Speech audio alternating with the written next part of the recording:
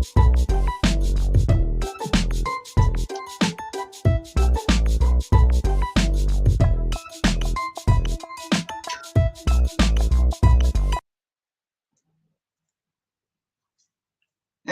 how we doing, folks? Welcome back to Sunday's Koi Culture. I can't hear you, Sid. Have you? Welcome back. What There we go. There we go. Oh, I'm back. For some reason, it might mute itself. What's going on, people? How we doing out there? Yeah, I did. How we doing, everybody? Welcome in. Yep. Just welcome in, everyone. Everyone's tumbling in, saying good afternoon. Afternoon, everyone. Chris, Good afternoon. if anyone Good wants to morning. join us, Shane will pop a link up on. Can you do a link on each channel, Sid? Yeah. Shane? Yeah, I can just go to all destinations and post it in there. Yeah, if you drop a link in on all channels, then if someone does want to come and join us and talk fishy things, Hold on. I'll just quickly put it on. I've done it. there This you is go. a good idea. Are you done it? Unless you Perfect. unless you can pin it to the top. Yeah. Oh, whoops. Got the wrong Lifestyle one, of but Liam. so, yeah. Lauren, how we doing? So if there's anyone out there in the comments that does want to join us, if you're across There's the the water link. from us, there is a link in the comments. You might have to scroll up a little bit, but there is a link in the comments. You can Come and join us and tell us how you do things around your way. Right, so new things What's for you going this week, on, Sam? What have you guys? been up to this week? This week, obviously, we're pretty much drum tight now, apart from obviously I'm waiting for the weather to dry out so I can get the felt on. But then we also had a result where, in a way, you know, where the old man works, the windows got smashed, right? So they put up big boarding. Well, this week they've come in to actually fit the new glass. Yeah. So me and the old man the other night were in the koi house with the tape measure, measuring up the width and the heights, and then he's gone back to work and he's cut all the timber from the wood from that, and we've got enough to line the whole inside of the koi house. Oh, awesome. That's a result. But don't forget, you don't want to be lining that bad boy until you've got some insulation in between it, whether it be loft insulation, polystyrene. Oh yeah, there'll be stuff behind it. Polystyrene is probably your cheapest route. Yeah, well, because I've had obviously like the new chest of drawers and everything turn up, there's packaging of plenty of polystyrene that's come with that. So in the areas where the IBC is, I'm just going to layer it up with all of that kind of polystyrene just to get them areas sealed, just so that when the tank goes in, I don't have to pull the tank out to put more in behind it. Yeah. The rest of it, I can just unscrew it when it comes to it, and I've got the funds, stick it in there, and then just screw it back on. I can't remember who it was. There was a subscriber that actually put in a comment on one of my videos, and I can't remember because I've got so many bloody videos, I can't remember which one it was. But they actually gave me a link or a name of a company where you could get an 8x4 sheet of Kingspan for 20 quid. So Selco's doing pretty much the same size, and they're obviously you've got to put the VAT on top of it, but they're just over 19 quid. That would be your best bet for putting in between the walls. That would be your best bet, because ultimately, if you're going to go down the route of putting an air source heat pump in there for one of them IBCs, then you know you want to maximize efficiency, and the only way you're going to do that is by insulating the shit out of everything, which is why I said to you, ditch that.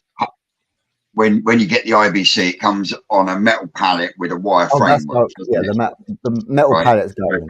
first thing you do is you take the IBC tank out, you take the pallet out, which means you've got one bolted, get rid of the pallet, you then chop the first, so you've got your top rail, which is what I've done. your legs, you chop that lot off, you then put your IBC back in, and then you've got that framework then is the perfect measurement start point to get a nice cut all the way around. Well, what I was going to do is I was going to cut the top and then chop, because obviously the grounds look quite soft. I was just going to literally chop the bottom of the soil out so that the top of the bottle comes down with the frame. Yeah, I can see what you're saying. Then I can put the support struts back across. Are you going to access the bottom rim, that valve on the bottom? Well, that you have that facing you, and if he's going to run it like I am with mine, you've got a switch off tap at the bottom of it. Have you got one of them on there already? Yeah, they're both of them on. Both are on there. He's going to run off of that point. So if for anything he needs to, for any reason he needs to take the pump off to clean it at blanket weed or whatever, he's got an isolation point on the bottom of the IBC tank. All IBC tanks have got. And then what I did to compensate for that, I then got an proper IBC tank in with 1.5-inch hose tail. So what I did, I made a little section of solvent weldable 1.5-inch flexi pipe that went on this end with some OB1 and a Jubilee clip, and then I could solvent weld straight onto that bit of pipe then to go to me pump, knowing I didn't have to put a slide valve or a ball valve in between because I've already got the isolation on the IBC tank.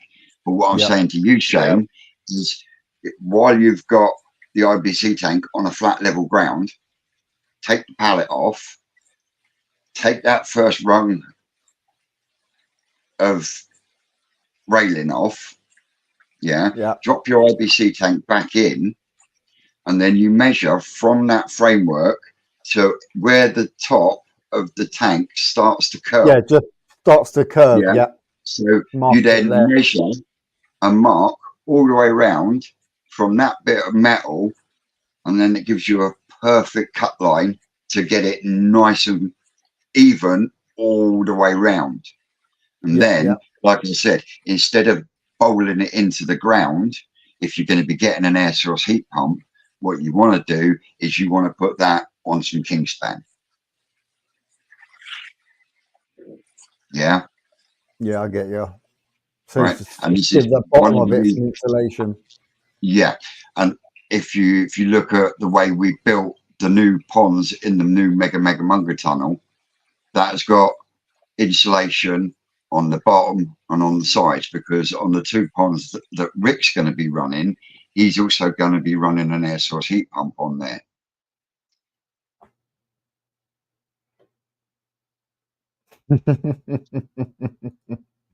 Yes, brother, it is indeed the old bonfire patch. Yeah.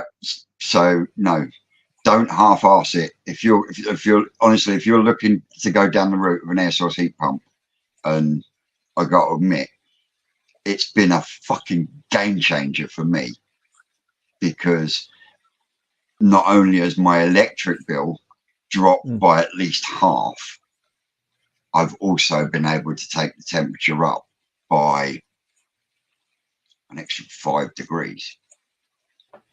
You know, with all welcome in.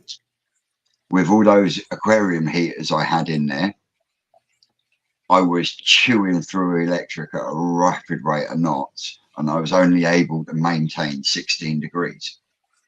Well, yeah, because when you had it in there, we had a question here, guys. You had the other tanks as well. For Vince. Why do I have a piston on the side of my ground? Well, that piston is the very first piston that my brother-in-law blew on his speedway bike, and it's my ashtray. plain and simple. It is Yeah. my ashtray. So there you go. That answers that one. We've all got Yeah, But yeah, that answers, don't answers we? that one. but yeah, honestly, Shane, if you're going to go down the route of an air source heat pump, don't dig that bottom. Put it on a sheet of Celotex or even polystyrene, because Yeah, you want to maximize the efficiency. And like I say, I'm now running the grown on tank at 21 degrees, and that air source heat pump hardly ever comes on, and it's maintaining that 21 for a fraction of the price. So well, yeah, that there's 100, obviously there's a few little projects that are obviously coming on, as you know, when you build like a growing on room or anything like that. Once you've even got it set up, your brain then goes into overdrive. Like, right, should I box this IBC off? And then if I box the IBC off, should I then just get like I put like down like a concrete screeding or something as you walk in, just so it's nice and yeah. But I What, think personally, I think maybe you should make a frame and put like a top in. You know. yeah. I could use a heavy duty membrane. Yeah, because if you do it like that, you'll be able to squeeze out all the space. You know what I mean? You'll be able to squeeze out all the space that you can in there and get a nice big volume. And instead of putting two IBCs in a row or something like that, and then having to kind of deal with that space, you can kind of make the thing to that space. And like, the reason he's got the two is because he's got different projects that he yeah, wants to do no, I on get that that. system. I get that. And Not only that, the original case was going to be to turn the swimming pool 90 and have it running down the side. But to do that, because the swimming pool's 5 foot wide, it would stick out in the door frame 2 foot. So obviously the swimming pool's now going to come down. So then I went out and I sourced the second IBC, which then in turn gives me more space inside. So I could actually get the table in there for my sorting bowl, just microscope completely place. open it. Yeah, exactly. Whatever I want, shelving space for like the air pumps and And then all on the that. flip side, you've actually got somewhere that you can spawn your fish. Yeah, I can use the swimming pool at a later date for spawning. Yeah. Hey, And then Akshay. you can then utilize the IBC tank in a way of, you can then get your fry into there as long as you keep the water level low. Yeah, I'd drop it down to like a quarter of fry, like maximum half a tank, I reckon. We've got a question. Yep. Call me daft, but don't Yes, have you seen the swimming pool air would these work at the fraction of price?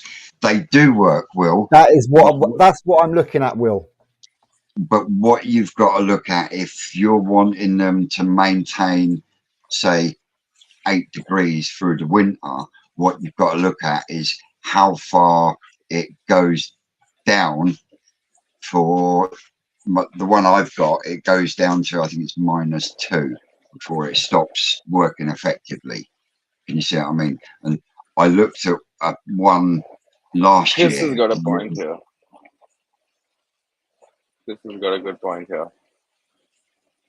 Yes and no, Chris. Yes and no. And I know Rick does say that surface area is key, and yes, it is.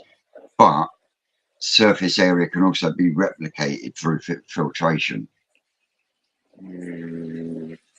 Which is kind of what I'm trying to push by putting the Tempest onto it, because obviously the Tempest is like that 5,000 mark, and I'm only pushing it through 1,000 water. So therefore, by having that extra filtration, I would be increasing the surface as such, I believe. Yeah.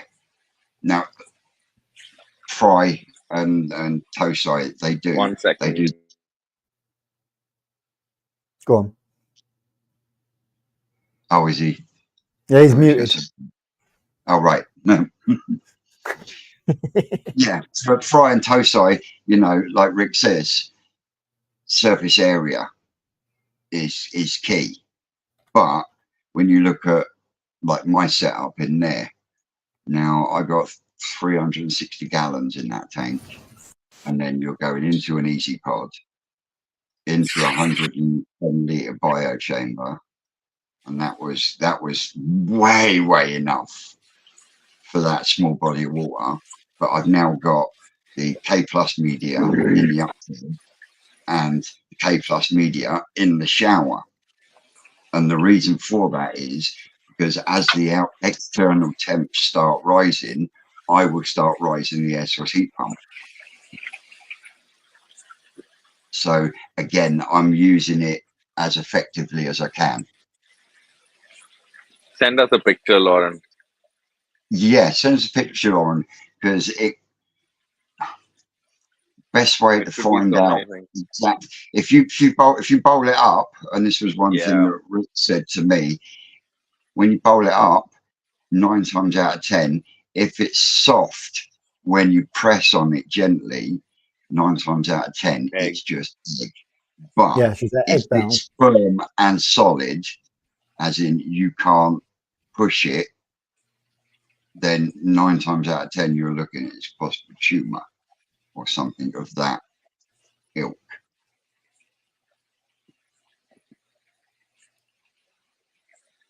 Yeah. So everyone went quiet then. Yeah, everyone did go quiet. So I'm just trying to catch it.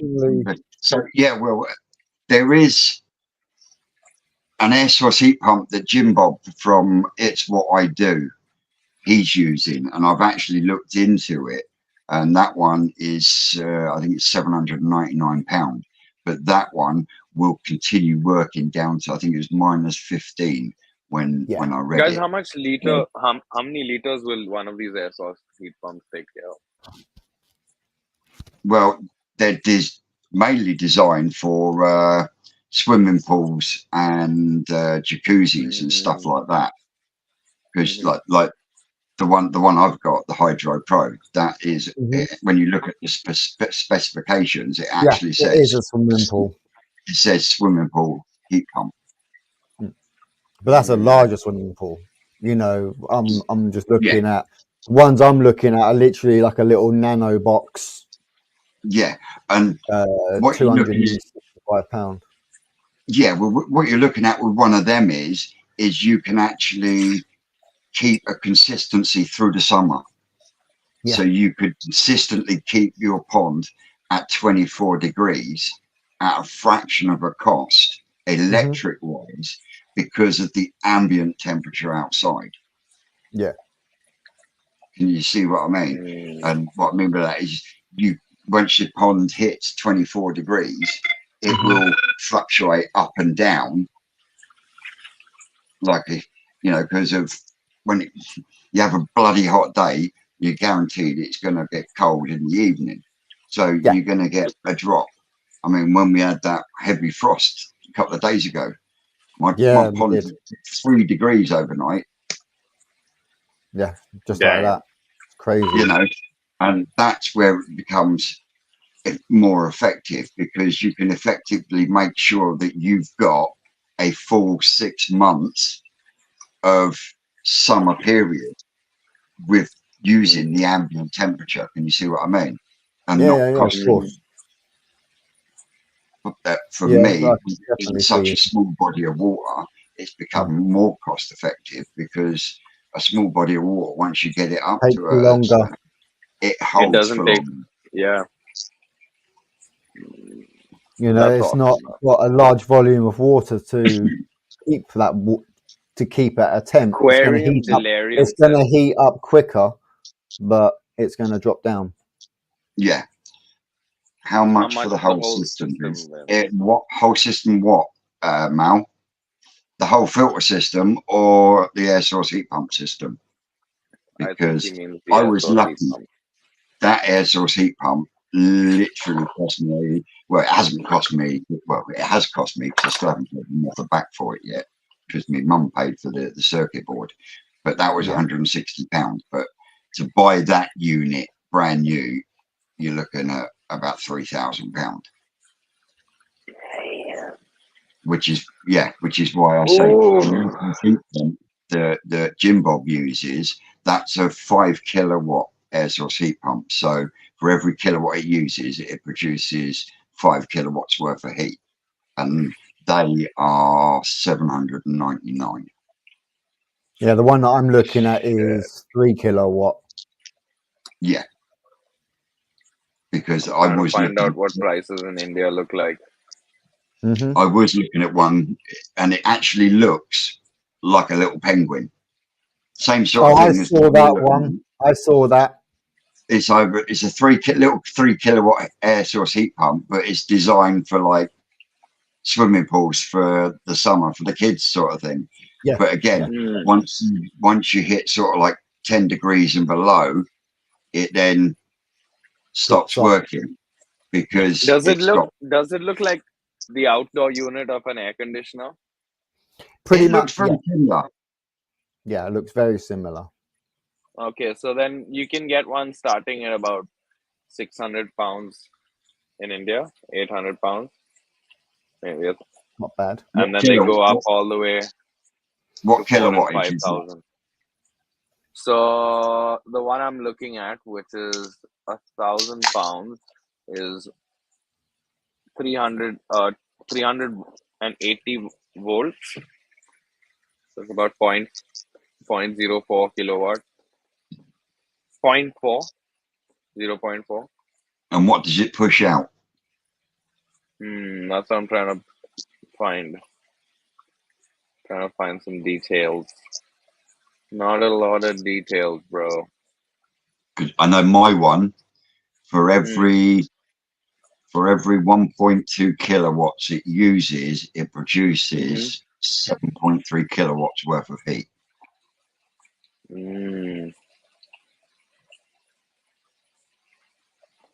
Yeah, there's not a lot of info here, man. So, But yes, Yeah, Yeah. Will sent it to me. Let me have a butcher's. but yeah, you do need an inverter one. From what I've been told by our Busy and other people now, is that an inverter one, it's got like a soft start on it. yeah. So again, with it being a soft start, it doesn't give you that power surge. Can you see what I mean? And that's why I'm able to run it on a normal everyday 3-pin plug. Let's try and focus. I can't find. What you'd be better off doing is finding it on your computer and then chucking it up on the big screen. Yeah, so the one that I was looking at was. I'm just going to switch it to that screen. Pull that over there. Close that. Anyway, a big hello to everyone else that's joined. Yeah. Well, we've been gas bagging, and we haven't even got to sit. We got through Shane now. Sid, I really expected to see you sat in Japan today. Mate, it's been a rough week, hasn't it? It has been a rough week, man. It's been quite a rough week. Just like with my mom being ill, and there's just been so much happening. I've been waiting for this visa to get done. It's costing me a little bit of money to keep constantly reschedule things and here and there, Yeah. you know. But it's all good. It's gonna take. I think it'll take me about till the 5th, the 4th or the 5th, to actually get there. Yeah. Yeah. So, like a solo entrepreneur, young business, not your ideal visa candidate. But it's all good. No stress. Hey, They it don't. it'll be worth the wait, brother. It will be worth the Mhm. wait. Mm, It definitely for will. sure. I'm But I'm I'm mum's definitely getting feeling it. It's better. just taking me a little longer. Yeah, mom's feeling much better now. She's totally out of it. Completely out of the hospital now and things. So all good, all in the safe. And then we got our fish headed that are supposed to be headed here from Indonesia, but their flight got cancelled due to some weather issues. So the fish needed to be brought back to the facility, unbagged and prepared to get repacked, and they need to get their health certificates and their lab tests done again, which is a real bummer, you know. So Yeah, there's been definitely. a lot happening. Is this what we're talking about, Vince? Yeah, so this is the one that Will sent me. Yeah, I think that's the one Keith from Koi Kicks has just got. bro, 20,000 liters, dude. That's heavy Yeah, duty. that goes up. So there's that one, right? And then the one that I was referring to was this one. Ooh, nice. So it's cheaper than the one that Keith's using. Yeah, Yeah. but what's the volume on it? Well, it don't really matter. If you're using it on an IBC tank, Jesus Christ, it's 250 Exactly. gallons plus whatever you put in the filters. You know, it's a exactly. fucking You know what I mean? So it's consumption of 600 watts. Oh, that's much It better. does from a pool volume from 10 degrees to 21 meters square. All right, so it's 600 watts. What does it produce from that 600 watts? 3 kilowatt. But that's not bad. It's not bad. And how much Yeah, is that's that pretty one? good. 282. That's for what you want. That's And perfect. another way you could make that even more effective is if you was to actually put that in the filter shed itself. The only issue is to do that, you need to cut. See that big hole, round thing in the center. You need to either cut a square that's bigger than that and box round it, so it then blows straight outside. Yeah. Because otherwise, if you put it inside without that, you'll be just pissing in the wind because You'll basically be choking it. yeah, because when that heat pump kicks in and you stand in front of that fan, it's freezing. It's absolutely freezing because what's happening is you're actually it's working like a reverse freezer. Yeah. And that's what's generating the heat. So and that's what Rick's going to be doing for his 2 ponds in the Munger Tunnel. He's going to build a framework. Yeah. And then he will cut the plastic out, and then the air source heat pump will sit there, and all that cold air will just go straight outside. Well, that's the kind of. Can you see what I mean? Yeah, If you obviously, could the only fit thing that I could see with that is obviously the pipe work is on the side where the blower goes out. But yeah, it looks like it's kind of set back though. So I should be able to build a box section on the front part, cut that out of the wood, and then cut the metal. no, that squeezed up so that's blowing it out. All you got to do is make a framework that's just big enough to go round that circle. Yeah. And then you just make to accommodate the pipes coming out and doing a 90, you just make that framework just a little bit deeper. Can you see what I mean? Yeah, I know so then you've got the space, and with yours being a wooden shed, you can tunnel that quite well. Yeah, obviously And it's running then inside, but it's got the metal sheet on the outside. yeah, and then in the winter, then all you need then is something like an 80-watt greenhouse heater, and it'll keep that running. And absolute dream through the winter as well, and costing you absolute peanuts. Yeah. So if Hobbytown's still watching, birthday present.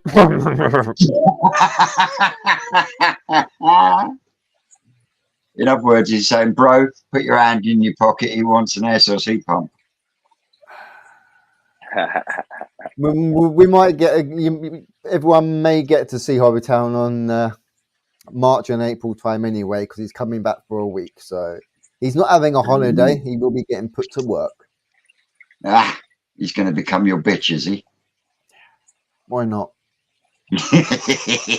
We've also got delivery coming as well, end of March, beginning of April, obviously from New Forest. So yeah, that's gonna be an interesting one. Well, I had a little video from our lesser spotted Ricardo this morning, and the capping's been put on the pond that we lined. Yep. The filters have been capped. My pond's been capped.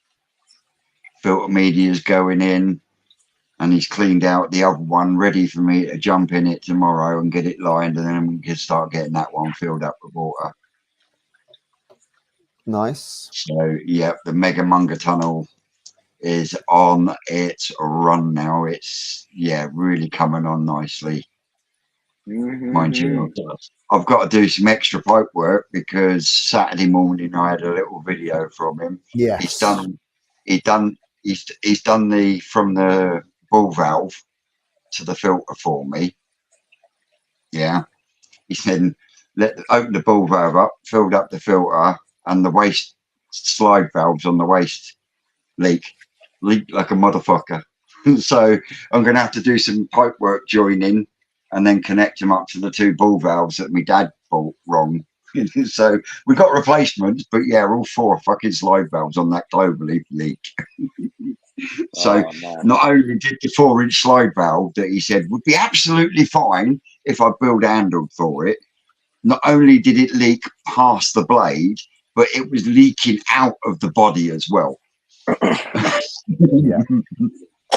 As you say, you reckon someone stepped on it and there's a little stone or something underneath of it, and it's that was the bit of pipe that was leaking, not the slide valve that we had. I was talking about the slide valve we had on our pond. But yeah, like I say, we were on a major high Wednesday when we left, and we was halfway down the road, and I had a video from Rick sent to me, and between the pond and the slide valve we'd put on the outside, there was water pissing out from underneath it. And the first thought was there was a manufacturer's problem with the 4-inch pipe. So beauty of having tank connectors, see, as bottom drains. He chucked a bit of 4-inch pipe in there, turned it into an instant standpipe, which also would then check any of the other pipe work that was in place. And he ended up having to dig back, had to break out a load of concrete, and when he actually broke some concrete out, he found that underneath there must have been a stone or something underneath that he'd stood on, or someone had stood on, which had cracked the pipe. So he had to dig back the concrete a bit more just so we can get a sleeve on there, so we can run a bit of pipe out to the slide valve. That's so all good. The pipe, all the other pipe works fine. So yeah, chuffed to bits. What was you showing up there, then? So I got something to show you. So you remember last week I told you I was looking at getting a greenhouse? Yeah. So I found the space and I'm working out the layout. And I thought I'd quickly show you guys around, right? Hold on, let me just blow it up a little bit. So on the bottom over there, on the right hand side, that rectangle. Okay, so all the circles that you see are biofloc tanks. Right. Yeah. Okay, all the squares that you see are IBCs. Yeah. There's an complete L-shaped. There's an L-shaped cover on. I mean, the roof is basically transparent in 60% of it, where you Yeah. can see all the tanks. You know what I mean? Mhm. But the gray area and where the quarantine is and where the storeroom and stuff is, that is all covered. Where is Mostly this? coming Is from. this yours in Indonesia? No, bro, this is mine in Pune, in India. Ooh. So this is the one that I want to set up nearby home to operate out of, so that I'm not in a rush to buy land and get caught up in some bullshit, you know? Yeah. Yeah. Because buying land in rushed can never be a good thing, no? No, definitely not. And at the same time, you can differentiate then the business from home. Exactly. I really need to segregate that for right now, man. Yes. So it's working out to somewhere around 2,500 square feet, 2,000 square feet. Nice. It's not too much space, but I should be able. So the big blue bioflocks, the bigger blue ones are 10,000 liters, Yeah.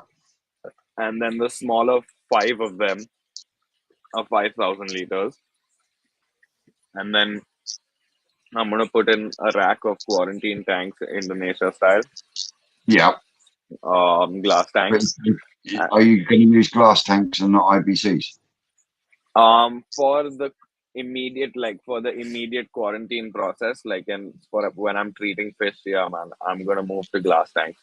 Yeah. Because the IBCs, in this hot weather, like, first off, I mean, it's out in the sun. The IBCs over here, they're kind of hard to clean on the bottoms and on the insides. And when I want treatments going in, I want everything glass clean. You know what I mean? Crystal clean, Yeah. crystal clear, not one bit of algae on the wall, nothing. Like, and I've figured that the best way to do that is just from the glass, you know.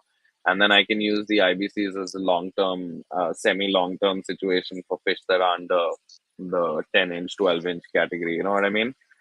Yeah. Yeah. Definitely. Those size and Have stuff.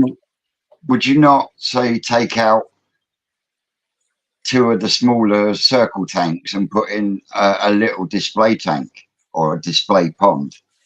So that's the thing, right? I can't actually. I don't want to construct here, man, Vince. You know, I don't want to construct here. And if I'm gonna do a show style pond, you know me, dude. I do showstoppers. Like, you know what I mean? Like, we're gonna be slapping our granite there, we're going to huge waterfalls and like the whole shindig, you know. But I don't want to put in an installation that I can't take out. Does that Right. make So sense? Like, this is literally just going to be like a stepping stone. exactly. It's going to be a stepping stone. It's going to be practical. It's going to be focused. I mean, the fish here are going to be on sale. You know what I mean? So that I don't have to, like, at home, I can just focus on my chill fish, like my home fish, like my guys, you know.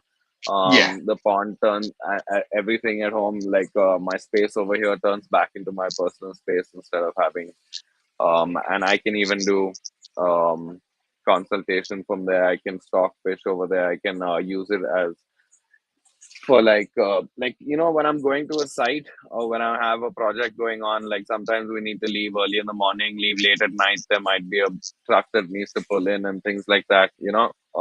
In a commercial space, operating as a business, no stress, bro, you know. Yeah, definitely. So that's Right. the Can I thing just here. go back to a question? Yes.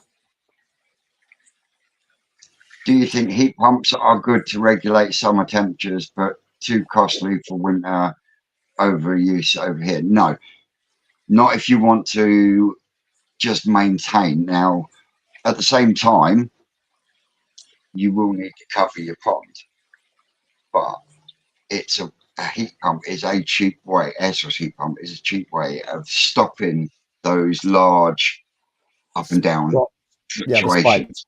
because you can set that at 8 degrees, and you'll find if you've got it covered and you've insulated your pond that it won't be coming on very often, but it will stop those sudden plummets and then rises in temperature, which is what Yeah. causes a lot of issues with dormant parasites or fucking around with their equilibrium. Can you see what I mean? So, Yep. and honestly, since I've had, I will not get one for the main pond, because once the main pond's done, there will be nowhere to put it. Yeah. Which is another reason why the shower is It's going in long. Honestly, I had Kashi and Skip from up north. I say up north, they're up in Liverpool, weren't they? Yeah. And you had the three of us in Long Block, and we were like this. When I turned around to Kashi and said, "You see the shower that's out there?" He said, "Yeah." I said, "That's coming in here." And he looked at me and he went, "Where the fuck are you going to put it?" It's going to take a bit of jiggery pokery. A little bit. A little bit. Just a little bit. Just a little. But I'm also looking at putting some bypasses in, because what I'm going to do is I'm actually going to split the returns so that they go to underwater feeds, and then I'll split them so they go to an underwater return and the shower will then just go straight back down into the biochamber. Yes. So I'll still be able to generate my flow, but I'll still be using the shower as my biofiltration, but it will return back into there instead of coming back into the pond via a blade. I mean, I got a rough idea how I'm going to do it, but it is going to take a bit of jiggery pokery, because I'm also... Busy says if anyone can, Vince can. And then we've got King's Aquarium here saying, Vince, would you like some duckweed? Not until I've got some fly, because they like eating it, but after that you can fuck right off. I didn't know that. I didn't know that the fry like to eat the duckweed. Yeah. And the Arnold, I might be hitting you up at some point. Yeah, the bigger ones eat Azolla. You know Azolla? Mm-hmm. Yeah. But like I say, jiggery pokery is just the start, because not only have I got to put, there's going to be 2 sets of bypasses that will be going in. And the reason for that is I'm putting a water solar panel on top of the shed. So that in the summer, when the days are hot, I can bypass it and it will run through that, and the sun will warm it up. So Lauren turned around and said her Asagi feels the same as other koi that she's checked. So to me, that would say that is just potentially egg bound. Egg.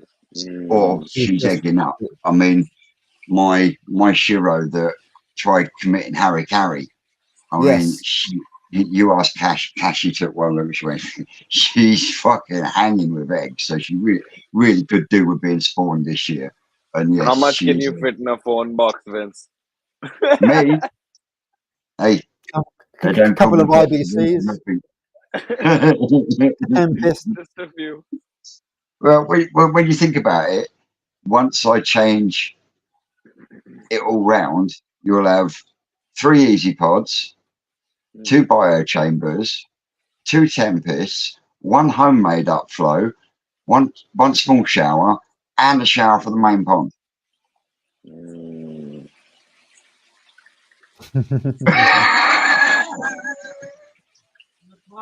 Juniper tree. So yeah. I heard that. And at some point, ready for next winter, I want to get a diesel heater in there as well. Because the plan is for the exhaust to come out underneath the air source heat pump. Yeah. So then the heat coming So out of there goes up. the exhaust will go up, and then we'll be taking in from the air source heat pump. There's then again trying to get it to run more efficiently. Do you want diesel smoke being pulled in by that air source? That's heat what pump? I was just thinking. Do you want diesel smoke being pulled into that air source heat pump? It's I just hit me. there's no real smoke that comes off of these Chinese diesel eaters. Oh come on! Quite Did you just hear got it? quite a few people That on YouTube sentence that makes no sense actually to me. use them, and my brother-in-law's got one fitted in on his van, and honestly, they run like a dream, and it's not going into the water. It's not going. I was just going into your lungs. Mate. Dude, you're gonna get so high in that little filter it, loop. You're gonna get so high. If it cuts down on my electric costs, yeah, you know, because if I'm using a diesel heater to heat the room up, then I won't need to cover it, because if the room is the same temperature as the tank, then I know what you're saying. Then the air source heat pump will not need to come on very often. Thus again, saving more money. Yep. Can you see what I mean? A game of spend a lot of money to save a little money. Well, yeah. Yes, no, because everywhere. Way you've got yes, but you know, at the end of the day, ultimately, if you're in the hobby and you're in the hobby for good, then ultimately it's going to save you down the line. Can you see what I mean? Murdoch says, with the price of diesel, you're brave, Vince. But they don't use a lot of diesel though. I think they've only got like a little 5 litre tank or something on them, haven't they? They haven't got how long does very big tanks. They go for quite a while on one tank. Quite a while on one tank. I think Andy from Derby Koi is lasted a good few days, 2 or 3 days on one tank. Especially if you get a temperature thermostat that you can hook up to it, because then it's not constantly running at full chat. Yeah. As soon as the thermostat says, right, we're at temperature, it drops off, but then comes back in. So again, then you're then running that effectively, which will run that more effectively. Can you see what I mean? And over time, especially if you're like me, I want to give them the best that I can for that first stretch. Then I can then whittle them out, whether they go over to the Toso tank or they go into the IBC tank to be moved on. You know what I mean? Mm-hmm. And that once that's running properly, and I've managed to get the outside insulated and covered like I want, then it will run even better. But got to take these things one little bit at a time, as and when funds are available. Yeah, exactly. Like with anything, with most of us, you know, we've all got we'd like to do, but if we can only do it when the funds are available. Yeah. Dude, Japan, it burns, dude. It's so expensive. Mm-hmm. Japan is so expensive, bro. The cheapest goddamn hotel was like, I don't know, like 150 quid. You know? Yeah, for a little box. 120 quid. You know, crazy. For a little shoebox. No, shoeboxes. I mean, those capsules are not so expensive. The capsules are also pretty much crazy. I'm gonna stay in one of those capsules for one night, though. Just for the experience. Before? Oh yeah. Bubbles Koi, welcome in. How we doing, Mark? I posted your ozone generator today. We got a shop with a post office, and they've got a little counter that when the post office is shut, you can go to the counter and you can still. So that will be off. You can hand it in so it's ready for Monday morning. bless her cotton socks. I got in there and I was like, she's like, that bit doesn't open till 1 o'clock. I was like, oh, bugger. She went, I'll do it for you anyway. So yeah, that's posted off, Mark. Not a problem, bud. Anyway, I'm just going to have to go and grab my charger because I'm sitting on 15%. So over to you. Yeah. Okay, mate. No worries. So yeah, Thank you guys, for I've got reminding a me, Vince. little side question for you, for everybody in chat. So I've been watching a couple of the videos from over the pond, right? And a lot of people, well, I say a lot of people, I've only seen a couple, but obviously even with like the 12 mil windows for ponds and things like that, now they've had issues where obviously temps up and down, the glass cracks. So instead of going out re-spending large sums of money on a new glass panel, they've just gone down for slightly thicker acrylic. Now, the afterthought, like the actual showing after, where you've got the acrylic window and then you've got the glass window, the acrylic window gives you actually much clearer clarity looking into the pond. And And it's cheaper. About that, man. I'll send you the video like over right? later for the video of it. You have a watch of it and see where your mind goes. I'm having to do acrylic on a project I got coming up because the glass, I mean, it would not be feasible to do it in glass because the size is that big. But I was sitting and thinking to myself, acrylic will probably get scratched up every time you need to scrub off the algae, right? No, because you can get the algae scrapers that don't have a rough side. See, Seska's put the same thing. A scratch is easy. No, seriously. Yeah, acrylic scratches very easily. That's what he's saying. Then my brother's turned around and gone, "You've been watching George again." Yes, Dean, I have been watching George. For those that don't know, George is the CEO of Aquascape over in America, like a large aquarium and marina show.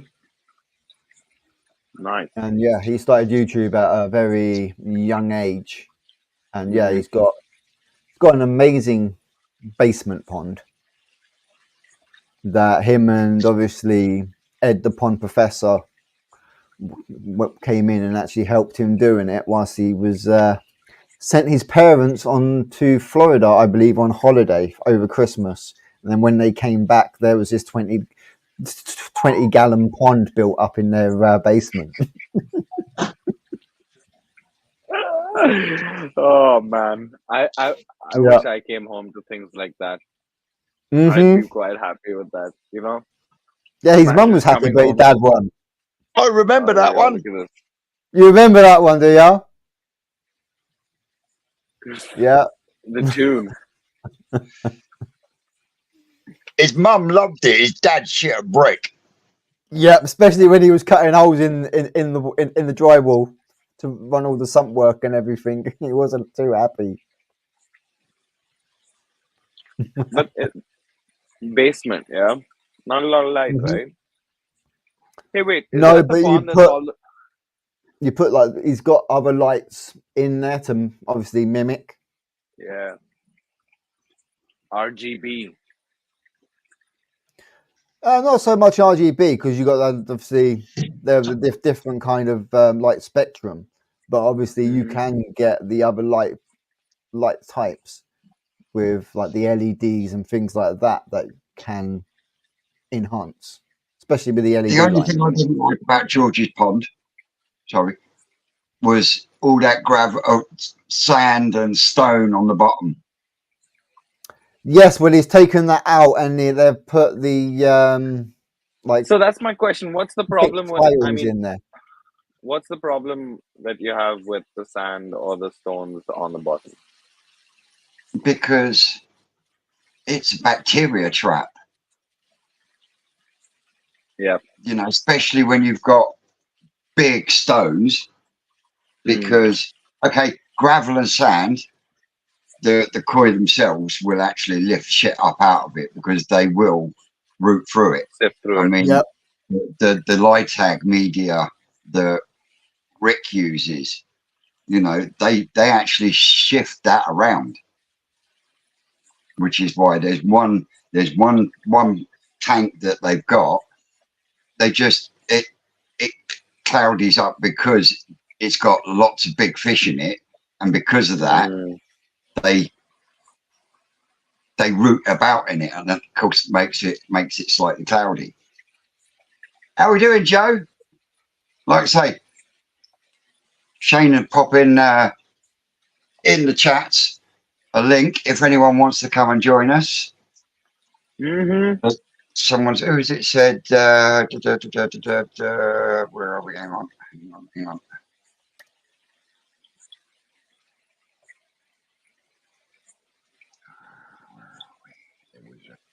Don't Rick have gravel in the shop ponds? No, it's not gravel, Gavin.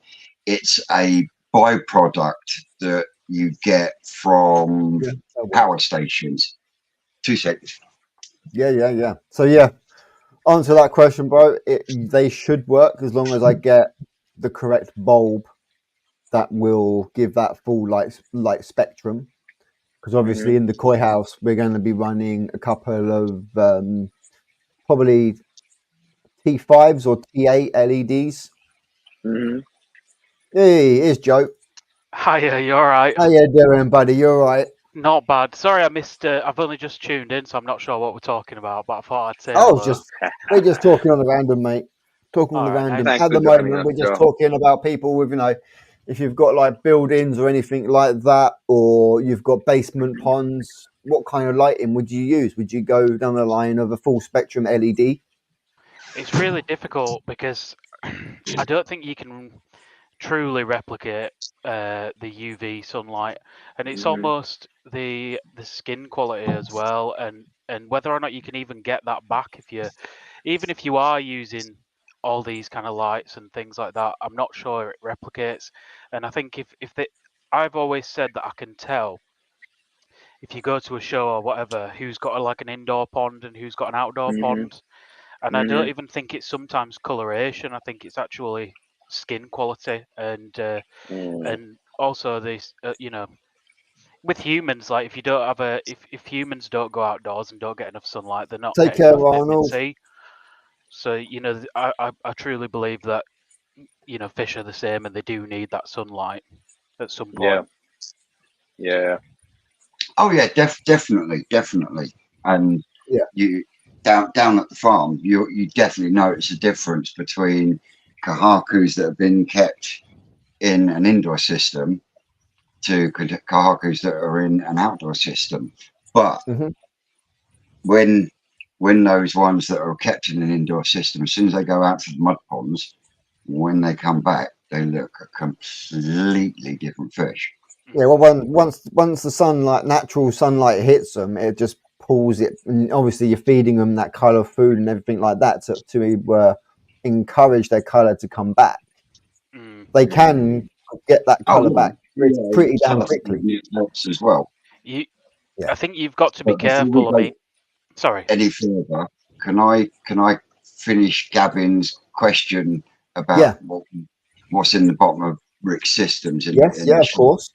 It's actually a byproduct from power stations, and even though it looks like clay pebbles that you get for horticultural stuff, it's not. It's very, very porous, and that's what he uses and what he has underneath all that is literally a pipe system that looks a bit like a spider with lots of holes in. And that is just connected to a pump, which then sucks the water through that stuff. And I think the name for it is Litag. and then circulates the water back round. And what happens is that actually becomes both your mechanical and your biological filtration. When we emptied what is now the TW pond, that was the first time that pond had been completely emptied, including media, in 8 years. Oh Yeah. my So god. it shows you how effective it is in the right situation, and if you're treating it right. So yeah, sorry for cutting you off, Joe. I just No wanted problem. to finish Yeah. that because I was halfway through that I need a before you second, jumped guys. on. Yep, no worries, Sid. But the interest going on the UV side of it, a lot of people, but I think believe that it's just Benny that's affected. I did an interview with David Cook, I think his name was. I can't remember the name. Dr. David Poole, sorry. And he's like an expert in fish digestion and things like this. And he had a similar conversation with a goldfish company who'd bought from, I think it was India actually, these black moor goldfish. And when they'd come to the UK, they'd essentially gone like grey-white colour. And the person who'd bought them messaged the farm back in India and said, like, these fish have gone grey, white. What do I do? Like, I bought them. They were meant to be black. And he said, oh, put them in sun in really shallow water. And within a couple of days, they'd gone jet black again. So it's not actually just particularly the red colour. It's both. And I think that vitamin side of it and all these other things that exposing the fish to that is a big part as well. And I don't know if you can replicate that same exposure with lights. It'd have to be either extremely expensive.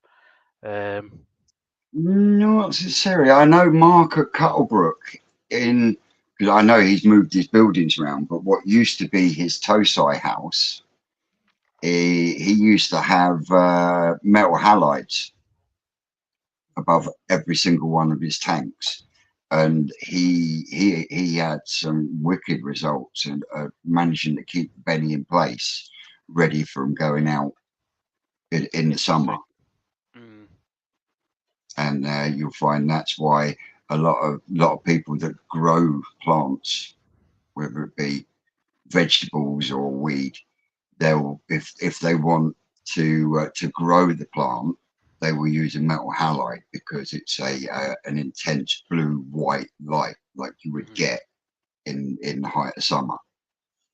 And then when you want the tomatoes to start flowering or whatever to start flowering, you then change that bulb to what's called a high pressure sodium bulb, which then gives out a ready orange type bulb light, which then encourages plants to then bloom because that's replicating the winter light or the autumn light that's coming in. There is a lot more to it, and sometimes it's not wattage, it's the lumens that are produced. But do you think that, I guess we all, plants are I'd say obviously there's some, you could use the plant method with koi. With marine, a lot of people would say, well, in marine they use these lights for colour, but tanks are a lot shallower in marine, so the light exposure is a lot greater. Is a lot more intense, yes. If you put a marine light over, say, a 4 foot deep pond in your garage, whether or not that light is giving the exposure that a koi would get in the sun. And I think, like you say, Vince, there's probably ways like at Cuttlebrook that you've mentioned that have, they're finding ways to do it. I would say it's very risky as well because I'm most likely to be using colour food, but it's almost giving the fish like it's not like natural ways of stimulating colour. So then secondary, I mean, I had a chiba in my pond where I started feeding colour food and it was getting full light exposure. A sorghoi, and very quickly it started to become an achiba again.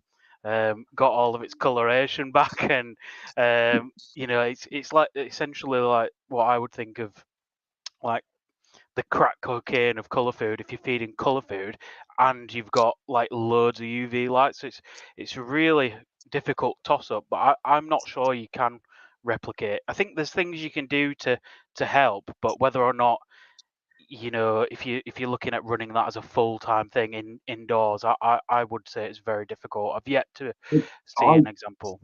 I do think with the way that light technology has advanced so much now, I think it can be done. Yes, I mean, I've got I agree. 3 30-watt LED spotlights that sit about a foot above my growing on tank, and I've got fish in there that I've had in there all over the winter, and I've had no change in the belly whatsoever. And I'm not feeding colour food. I haven't even started making the Munger mix up yet for it.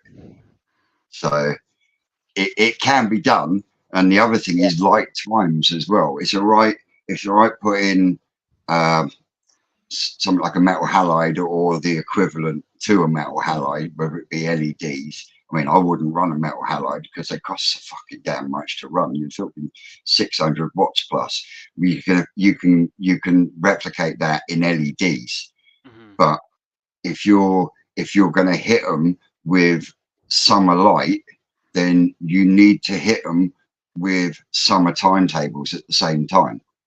Yeah. Can you see what I mean? Yeah. Now my growing on tank, the lights for that comes on at 6 o'clock in the morning and goes off at about 8:30, 9 o'clock at night. So it's constantly got that summer timetable, as in the light production. Yep. Can you see what I mean? And that's on a timer, and then when I get up and go down, I then flick the light on for the growing on shed, which is 2 bloody great long LED strip lights. Yeah. So they're getting that as well as what I've got across the top.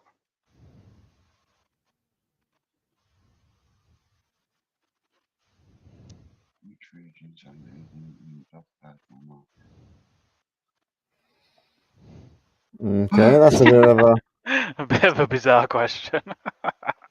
Yeah. I don't know whether that is a promo, a question. I haven't got a clue what that's about. Oh, you right? Yeah, go back to my system. That tank in there is, I think it's about 2 inches short. It's 4 foot deep. Okay, yeah. They're very slim. I mean, it holds 360 gallons, but it's 5 foot by 2 foot by like 4 foot deep. But do you think that's replicating your outdoor ponds? It is and it isn't, because it is replicating summer light, but it's replicating it without that UV, that UVB, whatever it is. Because I know when I used to keep and breed bearded dragons, you know them strip bulbs that you buy for them, you do have to replace them every sort of 6 months, because that is not just light that those bulbs were producing, they were actually producing UVBC and something else, you know, and after 6 months, you know, it does deteriorate. The other thing I think to consider as well, sunlight's not only aiding the fish, is it? It's aiding your ecosystem, it's aiding algae growth, it's aiding blanket weed growth, and all of those things are essentially like free spirulina in your pond. Oh yeah, definitely. I mean, I've got a good layer of algae growth in that small tank, and I have had blanket weed in it as well. I had that a month or 2 ago. Yeah, it's crazy. But I suspect that there might be some tanks out there where they have them indoors that don't have that, and then maybe that's where the difference comes from. Yeah, definitely. I mean, what sort of lighting are you going to be looking at, Simon, for your systems that you're going to be putting in? Because you're building a green setup at the moment, aren't you?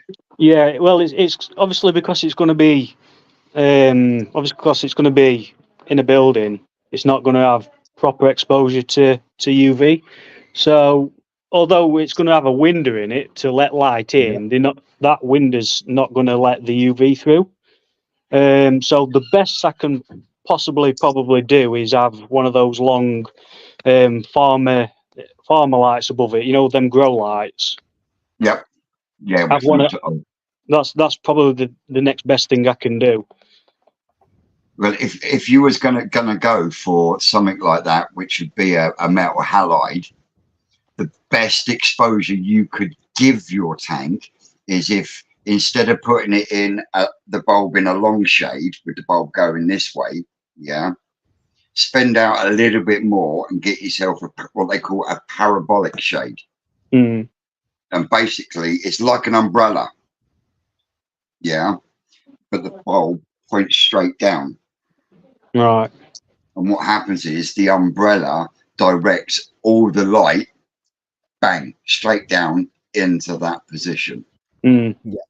And it is a concentration because of the shape of it. It can be a bitch to put together because you have to put all the bits together with little nuts and bolts. Yeah. Trust me, I had to put 2 1 meter ones together and it was a nightmare. But once you've got them up and they're running, they really do what you want, and they are worth spending that extra couple of quid. Mm. Yeah, they do. Don't you do me, you bastard.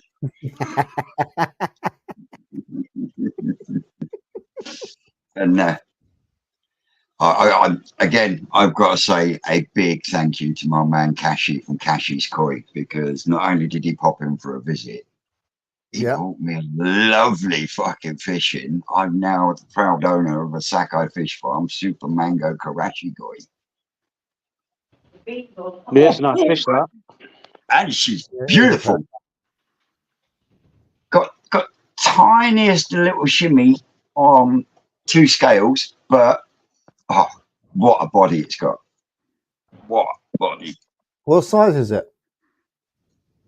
I'd say it's 30 plus.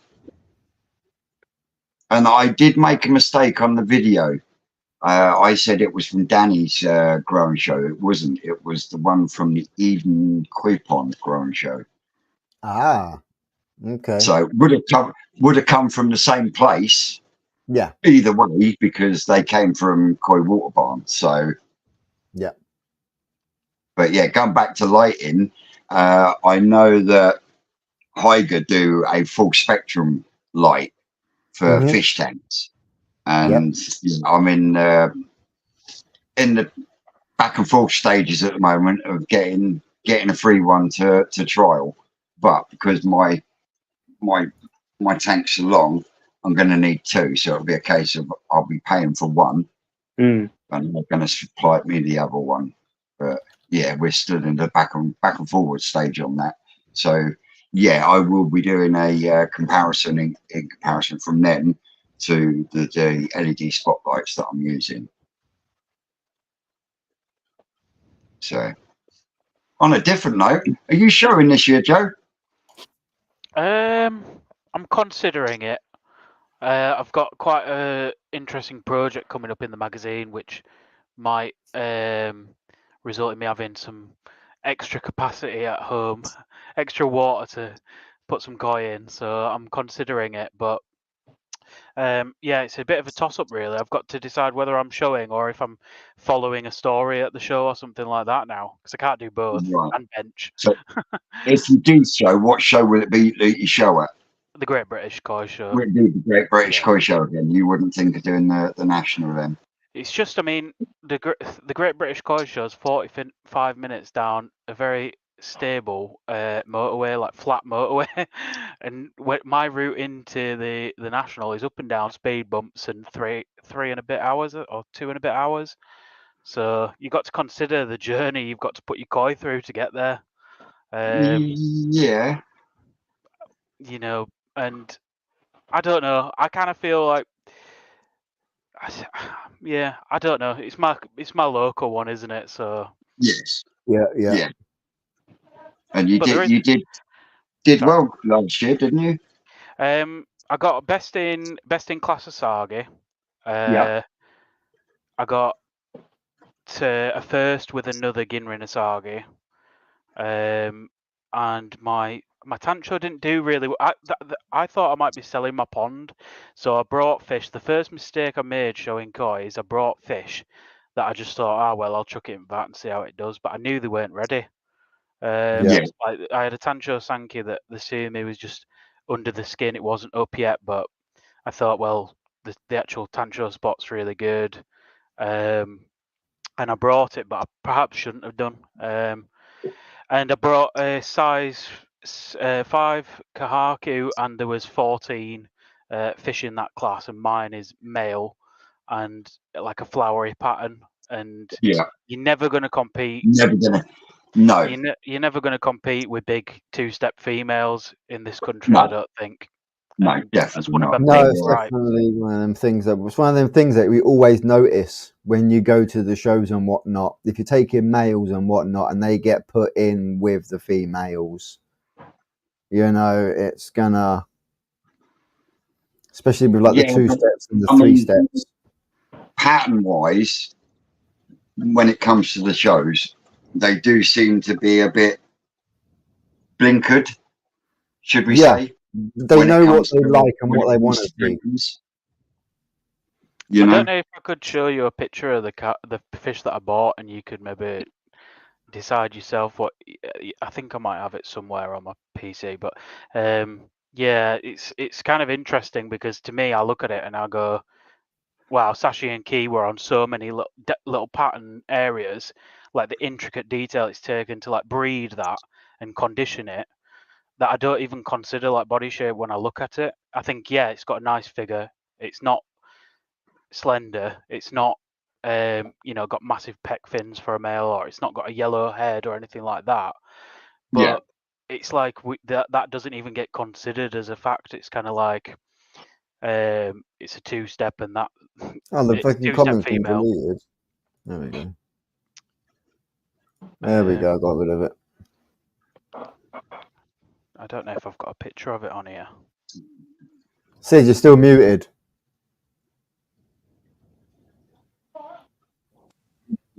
I said, what is that dude? I got no I idea. don't know. He just keeps coming in and saying some random nonsense. Yeah, some I know. You random always get information. one or two weirdos. You always get one or two So weirdos. weird, bro. Nothing So have respect. you never thought about showing Si? I will do at some point. I'm not ready to at the minute. I need to have a shift round at fish and move some fish on, bring some new fish in. So I mean, that's the new koi house. That's going to be part of it, because that's going to be part of bringing new fish in. You know, what eventually will then hopefully be able to be put into shows. So that's going to be the plan. But I think I'm probably a good maybe 2 or 3 years away yet.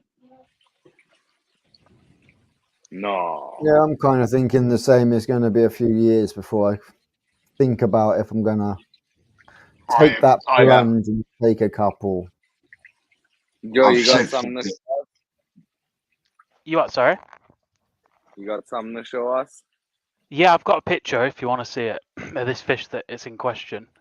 Throw it up. Yeah. Go How on, do send I it. just present it? Yeah. Okay. There's a slide. I've never done this before. I'll share my screen. Yeah. Where is it here? Bear with me. Sorry. That's right. There we go. I don't know. I've not got a clue what you're talking about. There you go. It should be down below. Shane's the tech team. There you go. So that was the fish that I brought. Ooh. So it was No, top I of it. like that. It was Yeah. 63. It was 63 centimeters, and obviously the maximum in that size bracket 65. So it was at the top Yeah. of its size bracket. But is that ever going to compete with something that has massive shoulders? No, No. not with the way they're making females look now. To me, I would take that over a 2-step all day long. Yeah, but I To made me, the it's mistake of more visual interest than a 2-step is, especially when you've got, like you say, the Sashi and the key was on point. You'd It's got- you'd want to be putting that into a show when it's like in baby category, wouldn't you? Yeah, yeah, Yeah, before Yeah. that flowery, like the flowery Yeah. pattern fully breaks out, where you've still got that more of a little bit of a defined edges around it as well. It's just like Look, you know. as Simon will tell you, I'm not a Go Sankey fan, am I, Simon? No. That floats my boat. That does, because it's not Mhm. your normal 4-step. Yeah. Can you see what I mean? That's my big gripe, though, is that I think next year or this year, sorry, for sure, I just wouldn't put this in my car and take it because they've walked my VAT, I think personally, and looked at it and gone, it's got no body, and walked off. And Yeah. I'm not saying that a lot of the judges are extremely experienced and they know what they're looking for, and Yeah. most likely a good koi did win that prize. So I'm not bothered about that. But I almost think it's not specifically about this koi either. No, I'm not particularly like bitter about it. It is what it is, and I knew when I put it in the car that it's probably not going to stand a chance. But I think it's interesting because I would stand near my VAT or whatever, and the amount of people that would come over and go, oh wow, look at that, that's different. Yeah. That element of it is taken out of the judging process, and that's a conversation Yeah, topic. the different side of it isn't a mark for them just because it's different. It's, Yeah. it's, as you say, it's Righto. just, Right, I'm They've- just going to as- nip off in a minute, guys. I'm just going to go and get some treat. I'll be back in a minute. All right, Oh, boy. so- Okay. All right. I suppose it's like the question if you look at Kawari Mono, for example, and you've got a Mhm. Sorogoi versus a Ginrin Sorogoi, which wins if they're identical? yeah, Do you say the Ginrin wins because it's more complex, or do you say, I don't know, there's still the same level of complexity with a Sorogoi because of food There grade and is. everything else? But surely shouldn't there be a separate category for Ginrin fish, yes, with that being the case? Well, there's Yes. Ginrin for Go Sankey, isn't there? But there's not for Kawari Mono, or Ginrin Asagi goes into Asagi. Right. So it's weird because like Kawari Mono, you've got other things in there, Ginrin Karashigoi, that are competing Yeah. against Achiba. What do you say is more complex, an Achiba or a Ginrin Sorogoi? And you've got all these different things, and to me, complexity just doesn't come into the judging process. It's kind of like body, color, and then complexity, then pattern. It's like the lowest thing down the bracket. Yeah. Whereas I think for somebody who's more instinctive there's a question in there. Do you think it'd fare better in a Japanese show? I do in some ways, because the Japanese judge on instinct. They walk up to a vat and go, wow, that's interesting. They don't walk up to a vat and go, right, let's look at body first, pattern, Yeah. color. They just instinctively, yes or It's no. not do a I like it? formula. It's not a formula, yeah. Benny has to be in a certain spot. Yeah. Yeah. I know where you're coming from, and then in some ways, over the years, that's what's turned me off of Go Sankey. Mm. Like I said, the only real Go Sankey that I like is the Showa, and that is because they were unpredictable fish in some ways, because sometimes they can the twist sumi that you see at a young age isn't guaranteed to come back down the into line. that down the line, but at the same time, certain bloodlines will. Yeah. Certain breeders will. It's the same with any variety.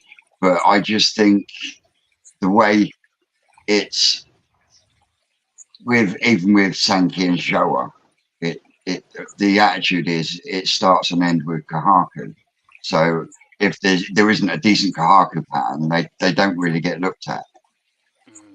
And I believe that, especially on a Showa, you can still get a real nice balance of all three colours without it being a pristine 2-step pattern or a pristine 3-step pattern. And that is what a shower is supposed to be. It's supposed to be an equal balance. And okay, yeah, it's personal taste. Some like them sumi heavy. I like to see a nice even balance between the three colours. I'm not really a fan of Kindai shower because of that reason. But at the same time, I can look at a really good Kindai shower and appreciate it. Yeah. Can you see what I mean? Yep. Yeah, I think Because the Kahaku, if we're talking about Gosanki, Kahaku are probably one of the, I'd say, second most difficult variety to do, because it take any Kahaku, and if there's one shimmy or anything like that, it can ruin the illusion. And one then scale out of place on either the sashi or the kiwa. Yeah, it's just It just throws it straight out. Just throws it straight out.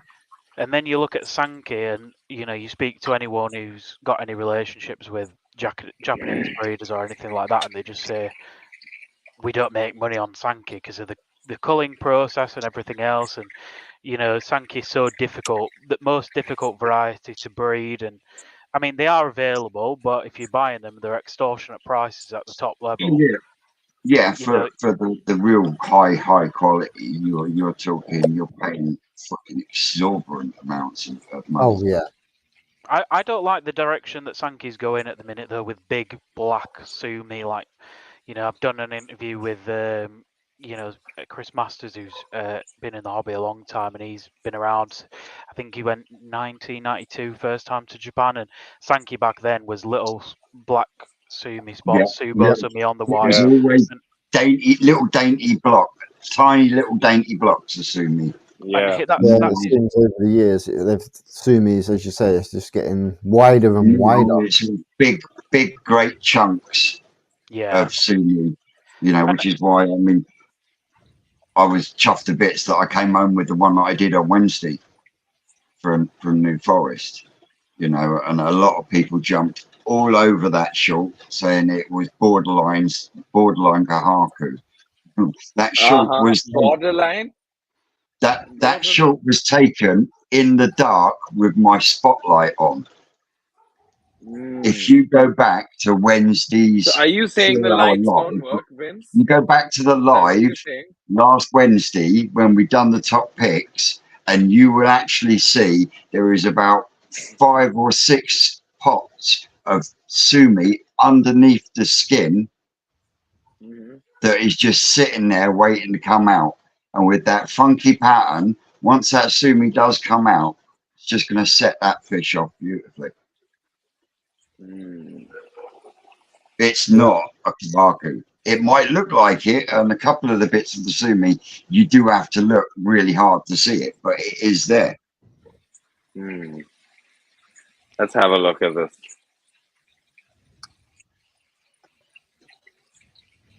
Did we have someone pop back in? No, I think that's Sai coming back.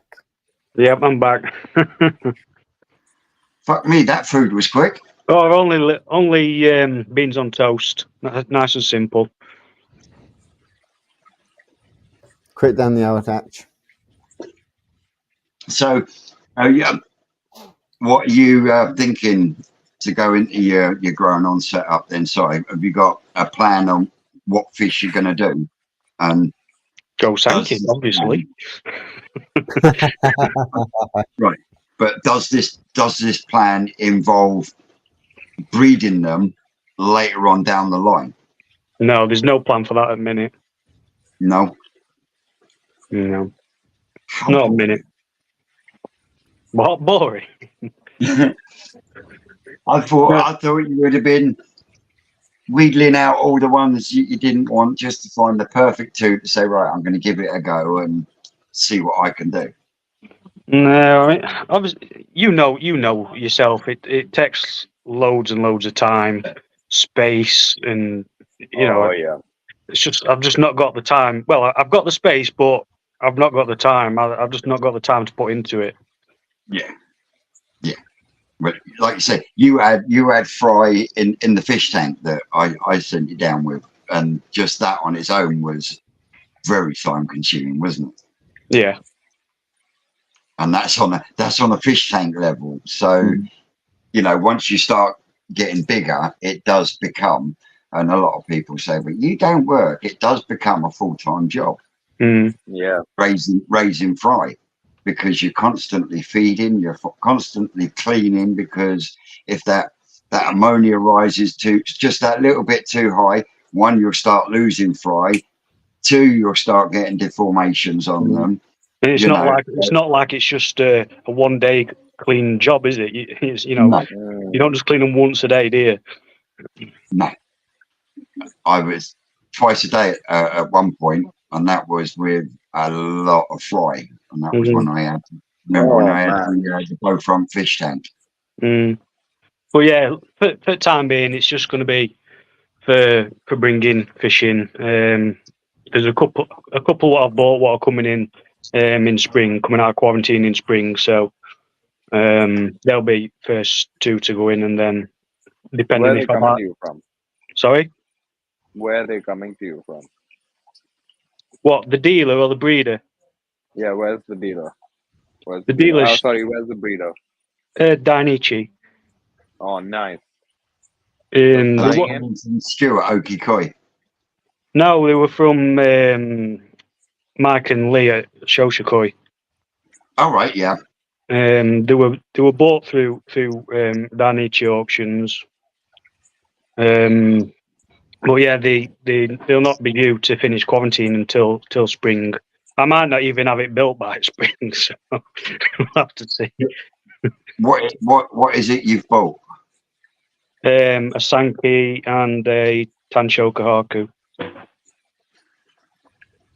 Nice. Don't talk to me about Tanshoka Hakus. I'm gutted I still haven't got I one. agree, Gary. Absolutely. 100%, Gary. I don't know, Gary, because there's beauty out, and they can look good in all processes, from Tosai right through to when they fully don't change at all. You know what I mean? Hey, G Love, how we doing? You're quite welcome to come on and join us. Shane will chuck a link in the chat if you want to come and join us. Would be nice to have a chat with you over there. See how things go for you over there. It's been a Because you while haven't since put a video out for a while. Yeah. Mind you, our G Love is busy because he works in the music industry. Yeah. But yeah, if you want, G Love, jump on with us, bro. Si, you're absolute bugger. Now I want a brew. Well, Mrs. brought me that, so.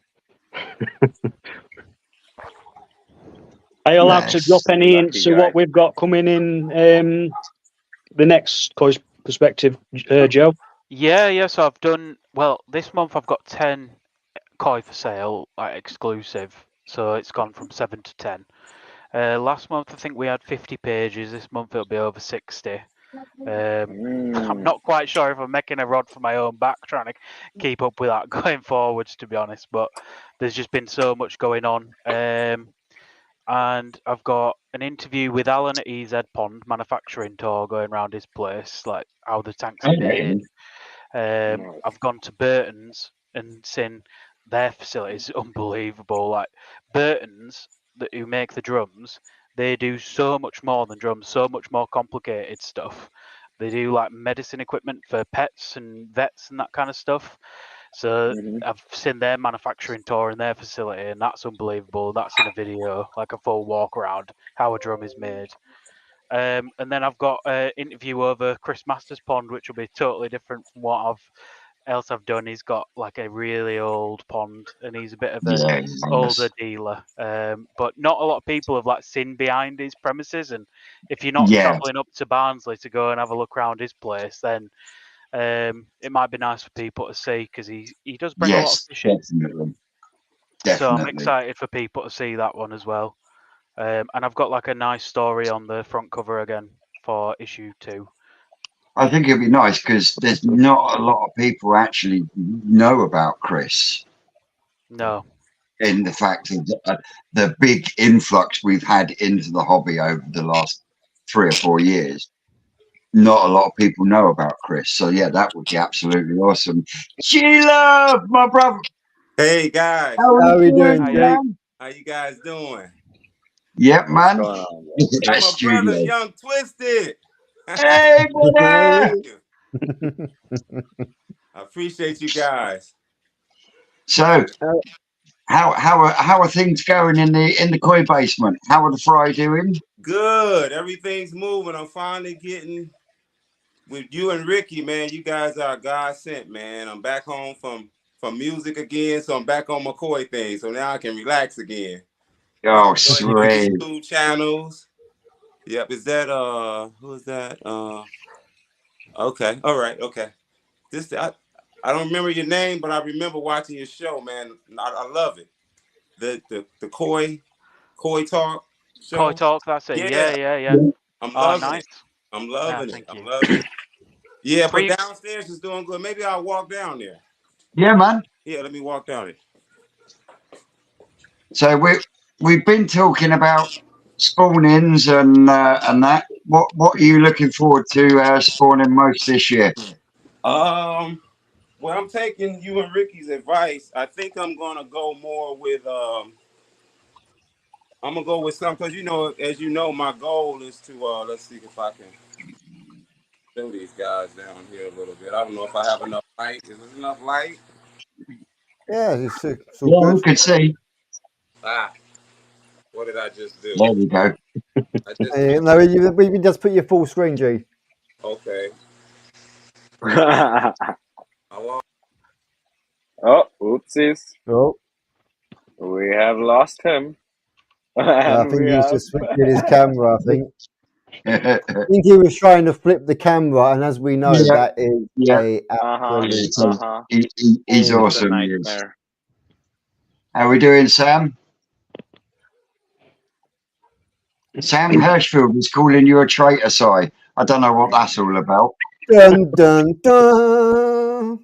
Dun, dun, dun, dun. Do you want to enlighten us, Simon? What? Do you want to enlighten us? I Why are think you a that's- traitor? Because you're sat here. Yeah. Probably because of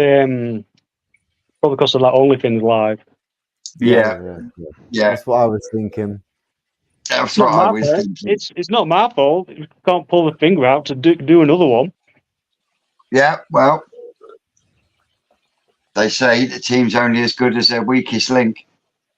Well, they're just slackers. They don't pull the finger out. Well, you can't bemoan that then, can you? No. Well, hopefully G will be back in a minute. Yeah, hopefully G will be back in a minute. I'm going to take this one to go and take a little trip to the little boy's room. So I'll be So right back.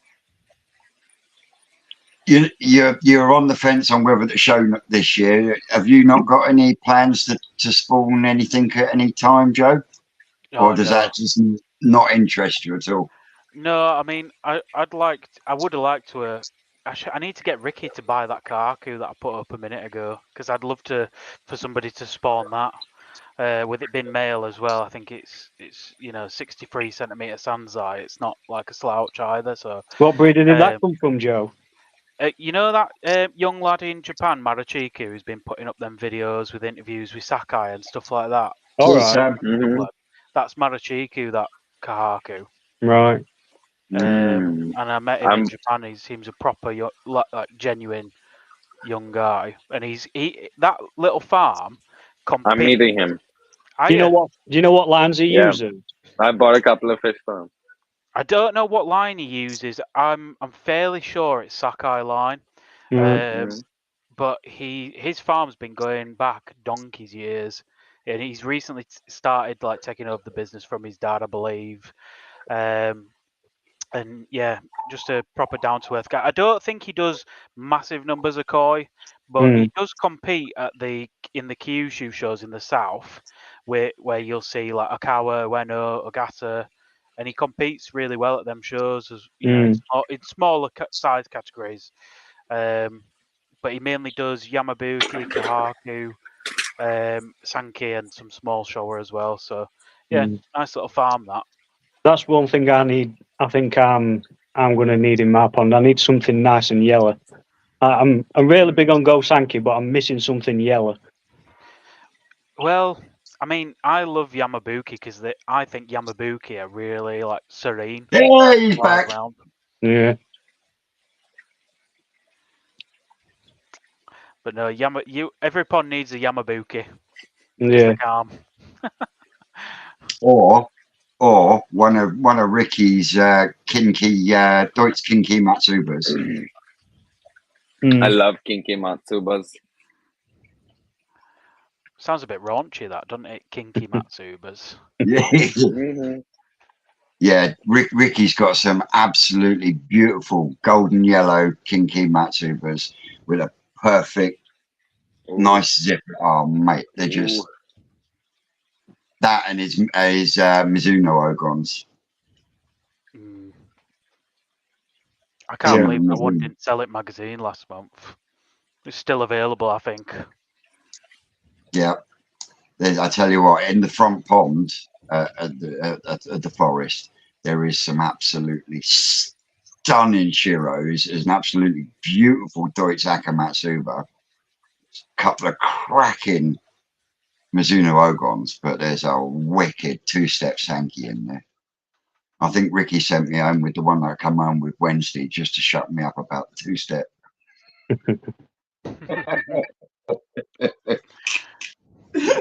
We'll turn you into a Go Sankey man in no time. Yeah. Are you Go Sankey then, Simon? Yeah. You are. I don't know. There's something to be said about a Go Sankey pond, but there's just so much variety out there. I don't know. There's just. Can we hear you now, Gila? Isn't it? Can you hear me, guys? Yeah. Yes. Okay. I apologize, man. I don't want to mess the channel up. No. Shit happens when it's international. Yeah. I just love you guys, man. I just appreciate your YouTube channels, man. It really keeps me inspired when I'm out there doing the music thing. Sometimes I hit my YouTube on, man. It just gives you something to look forward to when you come home. Oh, yes. Thanks so much. So, yeah, the question was, what are you looking forward to spawning most this year? Because you spawn every year, don't you?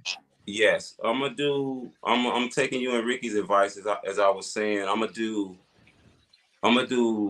Hayasuri, and I'm gonna do either Sankey or Chagoy, Genrin Chagoy.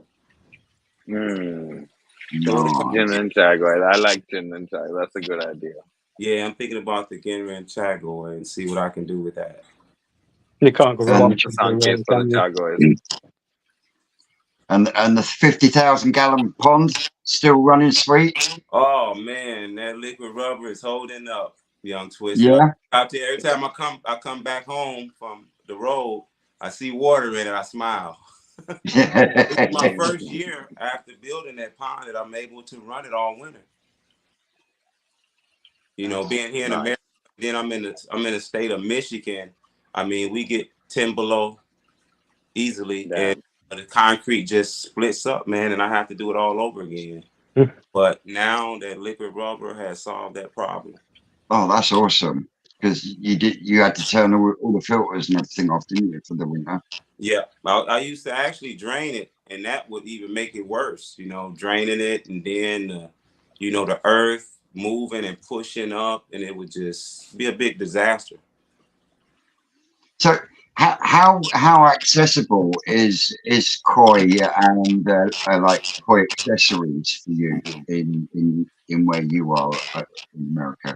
It's very tough to get the quality koi you guys deal with and able to get. It's tough to get it here. You know, I watch your channels a lot, and I see just how you guys help each other and how you can get access to filtration and the new modern stuff. Very complicated for us to get it here, or if we get it, it's very expensive. Mhm. Yeah. Because I remember when I first got into the hobby, just buying those. You know, I used to, bless him, watch Peter Wallington a lot and commute with him a lot. And I used, you know, I got into the vortexes and the brushes in one chamber, the Jap matting, and all of them, those things. And even those filters were expensive. I had to resource those in. So you talking about drum filters and stuff? Oh man, I'll have to come visit you, man, and try to ship one home. Well, I'm sure we could sort something out somewhere down the line. Yeah, of course. Yep, of course. So is that like in Michigan when it goes down like -10? What that's like a different level. Like the equipment manufactured in Europe won't be able to withstand that kind of stuff, like the pumps and stuff. If there's any water in the system and it freezes to that temperature, it's just gonna wreck all the equipment. I guess you have to have like more hardy equipment for that kind of environment, I guess. I'm not sure. It just once I had a pond before I moved house and came here. I had a disaster one winter. You know, I ran the pumps and stuff, and it did freeze, and I lost all my fish. So this is like my second time starting over.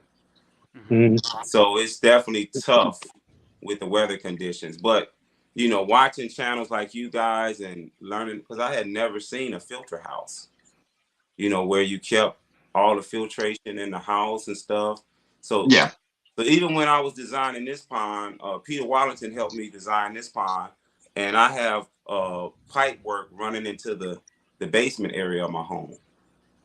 So at any point as well, I could do filtration there, and it'll just be all running underground. You know, Yeah. the filters and stuff to the pond outside. So how far did you have to embed them in the ground to stop them from freezing? Well, here they say you at least need to be 4 foot. Damn. You got to If be. you want to see how people deal with in Damn. extreme temperatures, then you want to check out Sid at Koi Run, because he's in Canada. Oh yeah, Mhm. that up there. See, I'm in Saginaw, Michigan. I'm probably about 2 hours from Canada. Mm. Yeah, He I'm gets like- really cold up there, doesn't he? Yeah, you got Sid Koi Run. You've also got Chris Stubbs. He's in Canada. You've got Ken. He's in Oshawa, Ontario, in Canada. So yeah, you've got Chris is a asking, couple. what about Fitz in New Jersey? Pardon? What about Chris Fitz? Taylor's asking me, what about Fitz's koi ponds in New Jersey? Yeah, that's still I have to jump on a plane to go there. I don't really like doing the thing by mail, you know, by mail. I like to be like you guys. You got the experience of going in the shops and looking at the koi, and you know, instead of just pictures and videos. I'd rather go and be there. Yeah. Pick out a fish. So whereabouts in America is Purdin koi? Purdin koi, they're in the south. They're down south. It stays warm down there. They're like in Mississippi, Atlanta, in that area. Right, got ya. I think it's a guy that used to visit them as well from what's his I think the guy from Quality Koi, Tim. Yeah, Peterson. I mean, yeah. Yeah, he does We a got a lot question here. with Fitz's. Yeah. Yes. So that's probably I got a neighbor that lives probably about a mile down from me, and he's into the Deutsche koi, and he buys from Fritz a lot, but it's all by mail. Yeah. You know, you look at the fish on the internet, and maybe they'll send you a picture, and then you kind of go from there. Yeah. You know, that's Whether it be a picture or a video. Source it back to you. Yeah, we got a lot of dealers and farms over here that do the same thing. You know, fish are made. A lot of fish are sold down in the forest via the website from a picture. Because I You know, watch some of you guys' videos and I see like you go down to Adam Buyers and you go to these even is it the wholesale, koi wholesale? How you there? Yeah. You looking at the fish. You get to talk to the oh breeders yeah, or no, the sales reps. I think that's a you don't get to go to koi wholesale not unless you're a natural dealer. oh, you can't buy from them? Ah, I didn't know that. Oh. No, Hmm. no. Koi wholesale is literally what it says. He distributes to the other koi dealers around the UK. Ah, okay, because I seen a video with the guy that's the koi soldier there, so I didn't know. Oh yeah, yeah. You know, Well, I seen him you, visit you, and you look know around. what Lee's like. He gets around everywhere. Yeah. Guys are He'll careful. always find a way to get in that door. I'm sorry, saying you say Hey something. Rambo, how we doing, boy? You give me a How we call. doing? Wayside koi. Ah, hey, Yeah, John. that was Jen from Wayside G. Yeah, that's John and Jill. Yeah, Yep. yeah, Love yeah. them guys. That's the Oh man, one. I wish I could get Jill down here to do some painting for me and John to do some building. Yep. Sacramento Koi as well down in California. Yeah, see, that's Yeah, 4 yeah. hour, 5 hour flight. You do get to go round, but only if it's like pre-arranged with Rick. Not everyone can walk in it and walk round, but the shop itself is open on the 1st of March. So Oh, the area where I call the pick a mix and Mhm. the next room where we've got the CW tank and all the other tanks, that all that area will be open to the public from the 1st of March. It just shuts to the public for winter. Yeah. But yeah, the forest will be open to walk in public like a shop, like you would a normal koi shop from the 1st of March. That's awesome. Yeah, that's Yeah. where Not long to go. the New Forest differs from Adam Byer and Cuttlebrook Koi Farm, because Adam Byer and Cuttlebrook Koi Farm, you've got to make an arrangement to actually go there, and you're not guaranteed to walk round either. okay. So yeah, it's the farms aren't as easily accessible as it seems, but yeah, Mhm. we do have a lot of koi shops in and around the UK, and there's more popping up left, right, and centre. So Not all good ones yeah, either. No. They're not all good. I'm not even going to go down that road. Okay. But yeah, I know what Like, you're saying there. But you know, it's definitely more accessible and highly accessible compared to it is for you and other people in America. And Chris from Sweet Acres Koi Farm is asking you, Jim, will you be going to the All American Koi Show in Las Vegas? Yeah, you went to them. Probably it's just my work. My work doesn't allow me to do a whole lot of koi shows and stuff like that. I'm really just opening up with the koi through YouTube to you guys, basically. You know, because guys around me, they don't understand, you know, that kind of money on a fish. So it's kind of like I was on an island by myself until I kind of opened up to YouTube. Yeah. Nice. And everyone loves your videos. Thank Yep. you. Trying to get better with it. I mean, I'm just learning from watching, you know, you guys shows and just, you know, try to, you know, if you get something back, I was always taught you should give something too. So I'm just trying to give my knowledge and my experience, which is definitely not on the level of you guys, but so that's kind of my goal, and to breed fish to get something to 80 centimeters. That's basically my goal, and I'm learning so much from just watching the channels and watching you guys. You know, you guys share the real, like the mistakes and everything. You know, I remember Sid was going through a thing with healthcare, and he just was showing it. So, you know, it's just a great thing. I love it. Well, you've done spawning now for a couple of years. Hmm. What has been the variety that you've had the most enjoyment from Well, as you know, start to finish? guy, I really love Shiro Asuris, and I enjoy. I just enjoy I was those. gonna say Euros. And I got a nice pair from Omasako, so it's that's like my most enjoyable. But my goal is to also get a fish to 80 centimeters. And Yeah. as you well know, the Shiros, they take a while to grow. I mean, you may get one out of there. That's my favorite, to answer your question. Yeah.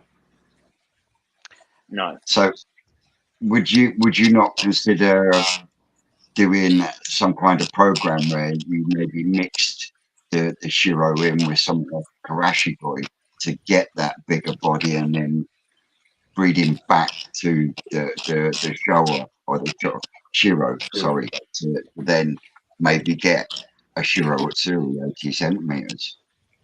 Because what I did was I actually did the Shiro with the Sankey. And Yep, I remember seeing that. so I got those. So I'm growing those out. We'll see if I get the, you know how it is with koi. It's like a numbers game. Yeah. So I do have that set. So that's been one of my goals, to maybe breed back in, see who has the growing gene and who has the traits and the characters that I like. So Yeah. I have that. Just the when you first do it, you got to kind of go back in and breed again and again, because like right now I have some, and the Sumi is fighting against each other, from the Shiro's patch Sumi with the Sankey spotted Yeah. Sumi. So I'm having kind of problems with that right now. But if I get one that's nice and decent, then I breed back in. Who knows what can happen? So I do have those on the side. I try to show them on my channel, like after a little time go by, so you can see the difference in them. So from your fry raising and your selecting, what's the biggest thing you've learned from the whole process that you've done over the last couple of years? You can't keep them all. You just can't. Normally, I used to breed them and I raise them all, and then pick the best ones I like and move some on. My manager kind of started the Colosso Kill shop and stuff, so I would pass on to him what I didn't want, and that. So you've actually got a shop as well. Yeah. He handles that end of it. I'm more of the koi guy. He sees everything as business. So, and then for me, that's good, because then I don't have to, I just don't want to, what do they say, initialize them, kill them. I just, the calling process is kind of like. Yeah, you don't want to knock any on the head. Yeah, I don't want to do that. So, but I'm learning that, you got to get the numbers down from even watching you guys and Rick over there at New Forest Koi. You got to get the numbers down, and you just got to. I think that's and then separate them once they get to a certain size. The big ones from the smaller ones, just trying to separate and raise Again, different. Such a pain, man. Well, it's again into that's where you go back to needing space. Yeah. You just need space to be able to do that, don't you?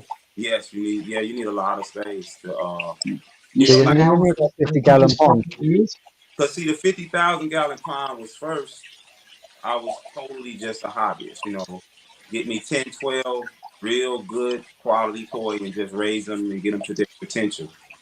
But then I got into the spawning thing and bringing the fish in, with the pond going crazy in the winter, cracking, leaking, but now having the 50,000 gallon pond, at least now I do have that at my assess too. So that way I'll keep the big girls downstairs, because that's like about 25 to 3,000 gallons down in my house.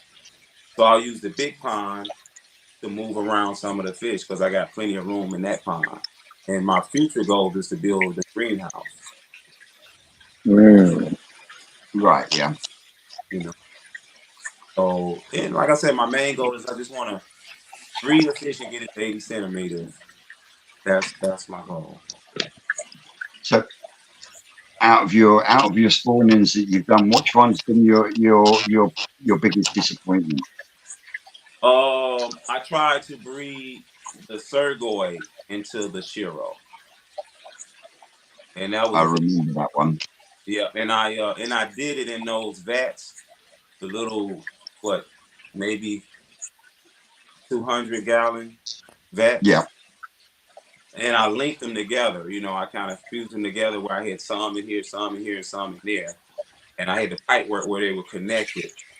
And the fish somehow was swimming through the pipe. And so the bigger ones start eating the small ones. So I end up with probably only like maybe at the end of that summer, maybe 20 koi. Yeah, but the other way of doing it, though, if you was to go down the line doing that again, then you could always get like some of that small netting and just wrap it around the pipe work And that's to actually stop what the little ones from going through. Yeah, I had did some DIY stuff where I had the pipe, Yep. the inlets, I guess, on the bottom. I had them going into a bucket with netting around it. The top, I had the little screen pieces that you screw on to the fittings. Yep. Somehow they still got through it. Somehow, I don't know how it happened. If they can find a way, they will.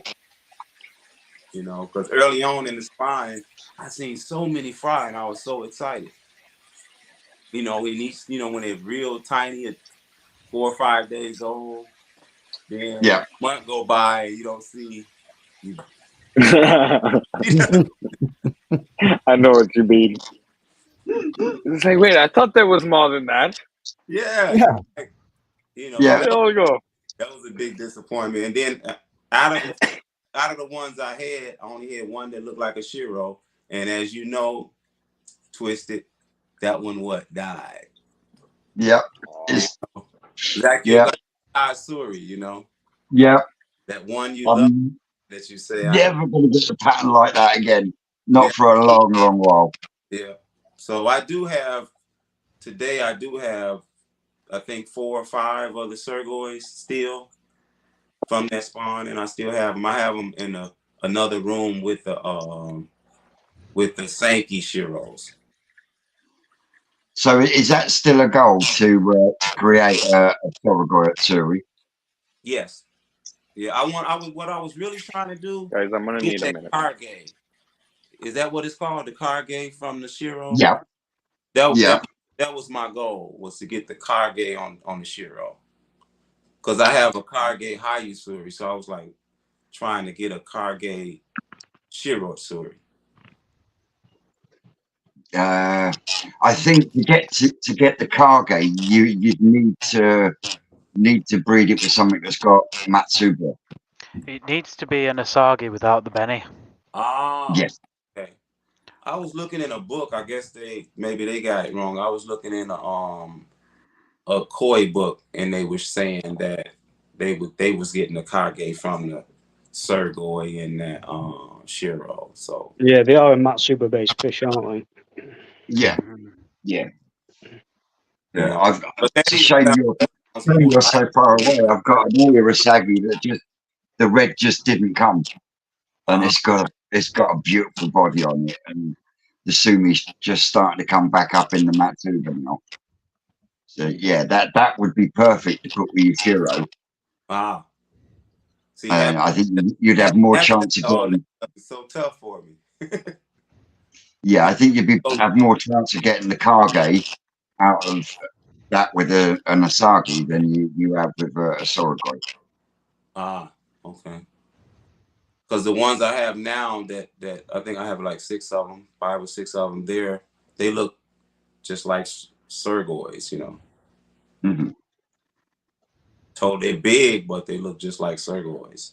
Yeah, you'll get a lot of Sorghoi, and you'll get the odd Sorghoi Tsuri. Mm-hmm. But I think if you really want to create a Karge, then you need to put something that's got Matsubamon in it. Got you.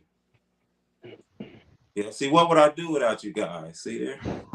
Hey, I'm learning shit like this off of Ricky every time we go in there. You know, the man is just a wealth of knowledge. You know, Yeah. Yeah. and, you know, and it because of what I've learned from him. When I rebuilt my main thing, there is going to be some major changes. Ah. Okay. I'm not going to worry about sloping bottoms and any of that shit. Just be a complete flat base, and we'll go from there. So, but yeah, that's to come. As soon as I can afford the block work, then Is there any timeline for that? well, it is literally funds reliant. Sorry, as soon as I can afford the block work, then I'll get it done. Mm. I will have to liner it again because I'll never be able to afford fiberglass, but it will end up bigger than what it is. I'll gain on the back wall, I'll gain at least a foot. I'll gain at least 6 inches, 6 to 8 inches up against the long block. And then it's going to get squared up. So I've got a big triangle of ground that's going to come out. So the wall runs in line with the long block wall. How can you make your pond any bigger than it is apart from squaring it up? That's what I'm doing. I'm squaring it up, and I'm going to take all the beveling out, flat bottom it, and like I say, I'm gaining a foot that way. So you've got a foot by 12 foot by in depth extra, plus that big triangle from squaring it up. Mm. So it will give me a much bigger pond than what I started with in that respect. And it's not like it doesn't need doing, because honestly, if you could look down this back wall, you would the decking is nice and straight, but underneath that decking, that back wall is starting to bow. Mm. It's starting to push the fucking fence post out on next door fence. So, Did you ever sort that problem where your liner was starting to peel away? No, I'm still That's losing. literally just by his arm. I'm Is that still the- losing 2 inches over every like 3 days. Oh, wow. So yeah, it just gets topped back up, and that's all I can do at the moment. Yeah, everything is done depended on that one. What, start Yeah, worrying yeah. when it starts leaking into conservatory? Pretty much.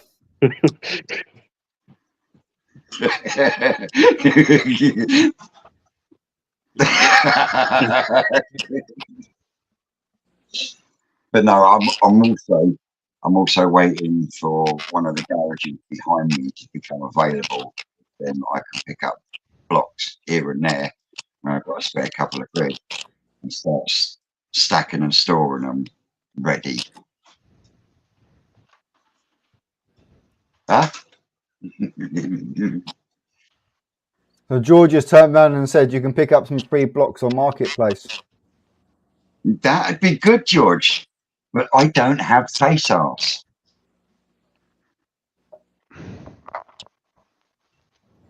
So Yep. So to do that would basically be, well, someone else has got to find them for me, and then come and deliver them. no, I'd rather. I am going to do some measurements, and I'm going to get Rick to do a calculation for me, because I'm going to do them on edge. Yeah, I'm like not what gonna- I done with the small pond. Yeah, but don't forget mine's out of the ground as well as in the ground. Yeah. So to compensate, what I'll be doing is I'll be putting in a couple of pillars on the front wall and the back wall. Mm-hmm. In turn will actually save me on the amount of blocks that I need to use. Which ones did you use down farm, Vince? Were they 100mm blocks or were they 140s? They were the big 6-inch blocks. Yeah, 140s. Yeah, 140s. Yeah, and I thought believe it or they not, might have been because they're on end, aren't they? Hmm. But I Yeah. couldn't really tell from video whether they were hundreds or 140s.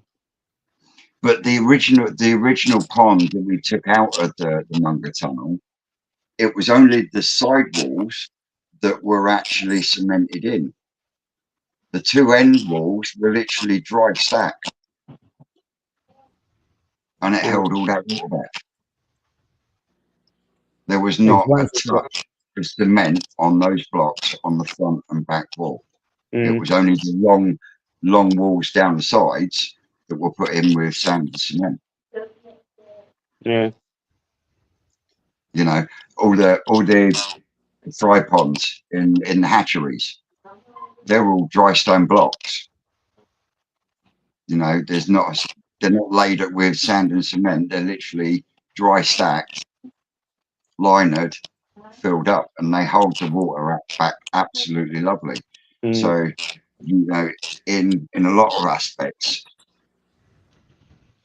it's shown me that a lot of ponds that are built are actually over-engineered. You know, your video, yeah, when you done you didn't do the digging, did you? But you hit what Mark Cuttlebrook would call virgin ground. Blue clay. No, but what I mean by that is, you know, you hit clay, which is a compacted fucking soil. So unless it's been dug over and then refilled, that area that you've dug out is what he called virgin ground. So therefore, you don't need 8 inches to a foot of concrete. You can get away with 6 inches of concrete as a footing. Oh yeah, that's moving nowhere. Because it's not going anywhere, you know, and that's why a lot of people over engineer their bases, because they end up putting in a foot of concrete that if they've gone down 4 foot and that area has never been dug in the last 20 years plus, that ground's going nowhere. So why do you need to put a foot of fucking concrete in with a low hardcore? You know, so again, you see what I mean? It's over engineered. It varies from place to place, doesn't it? Because everybody's got different ground, haven't they? So yeah, definitely. All of the ponds that I've seen at my previous workplace, they're all single skin concrete block, so they're not laid flat. You know, and they're on, 2,500 gallon raised out of the floor. So and then are they 4 inch wide or are they 6 inch wide? 4 inch. Or 4 inch wide. And linered, no fiberglass. You know. Yeah. So yeah, that's what I'm looking at, is a single skin, but with a couple of pillars across, just to make sure. And then so I'll just fill with 4 inches of polystyrene, and then I'll flat the front. Yep. Yeah. So you're going to go rubber liner.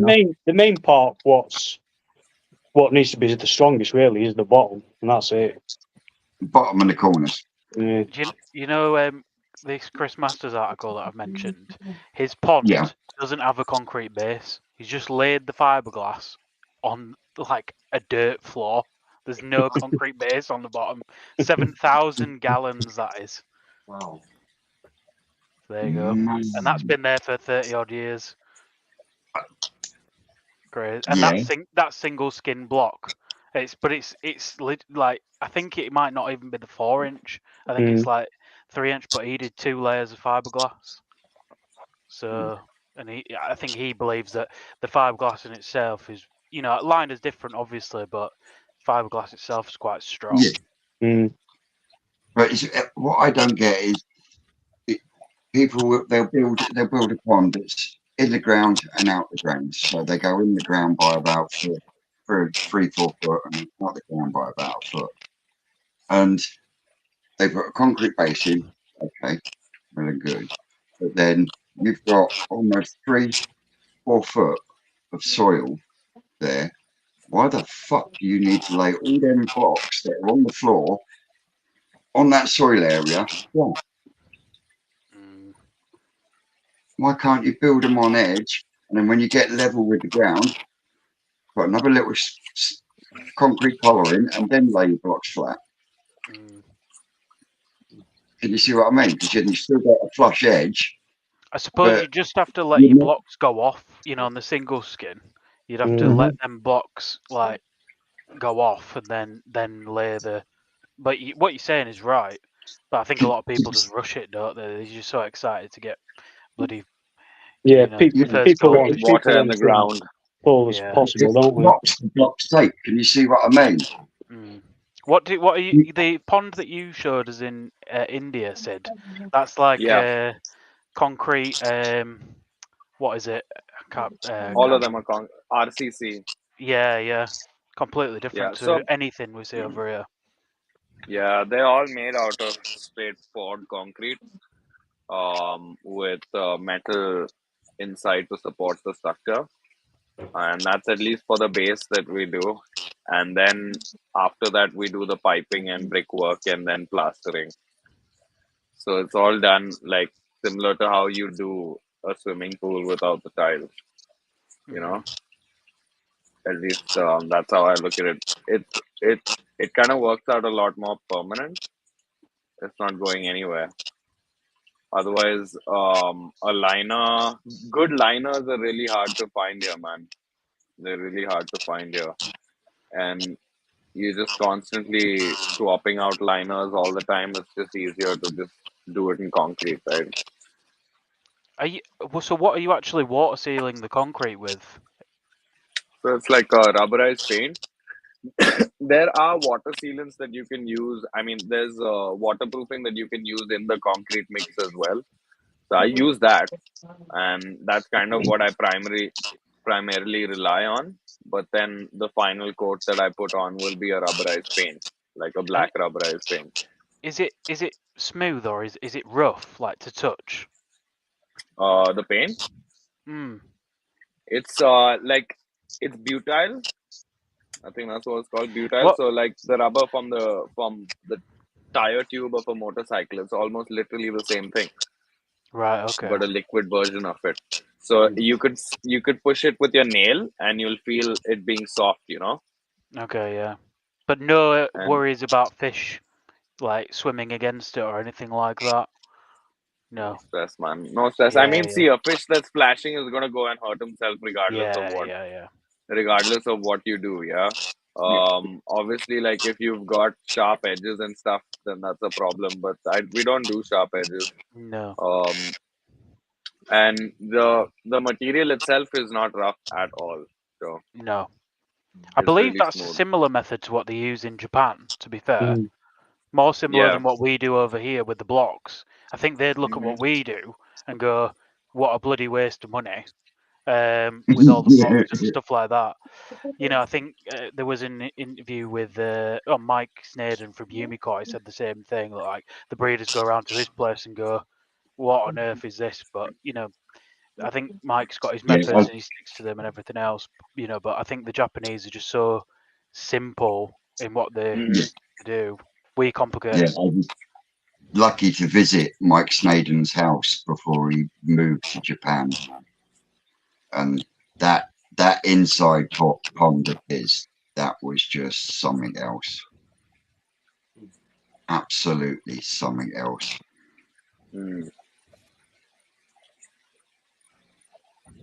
I never got around to seeing any of it. Well, No. is any of it on YouTube at all? I'm sure there must be something on there. Mark's got loads of videos on YouTube. I don't know whether there's any result. Any of his old house and his old systems. I think Chip's got a video on there a big old long time ago, but it was I seem to remember watching something. Yeah. Oh, there's one on Chips, then I'll scroll back.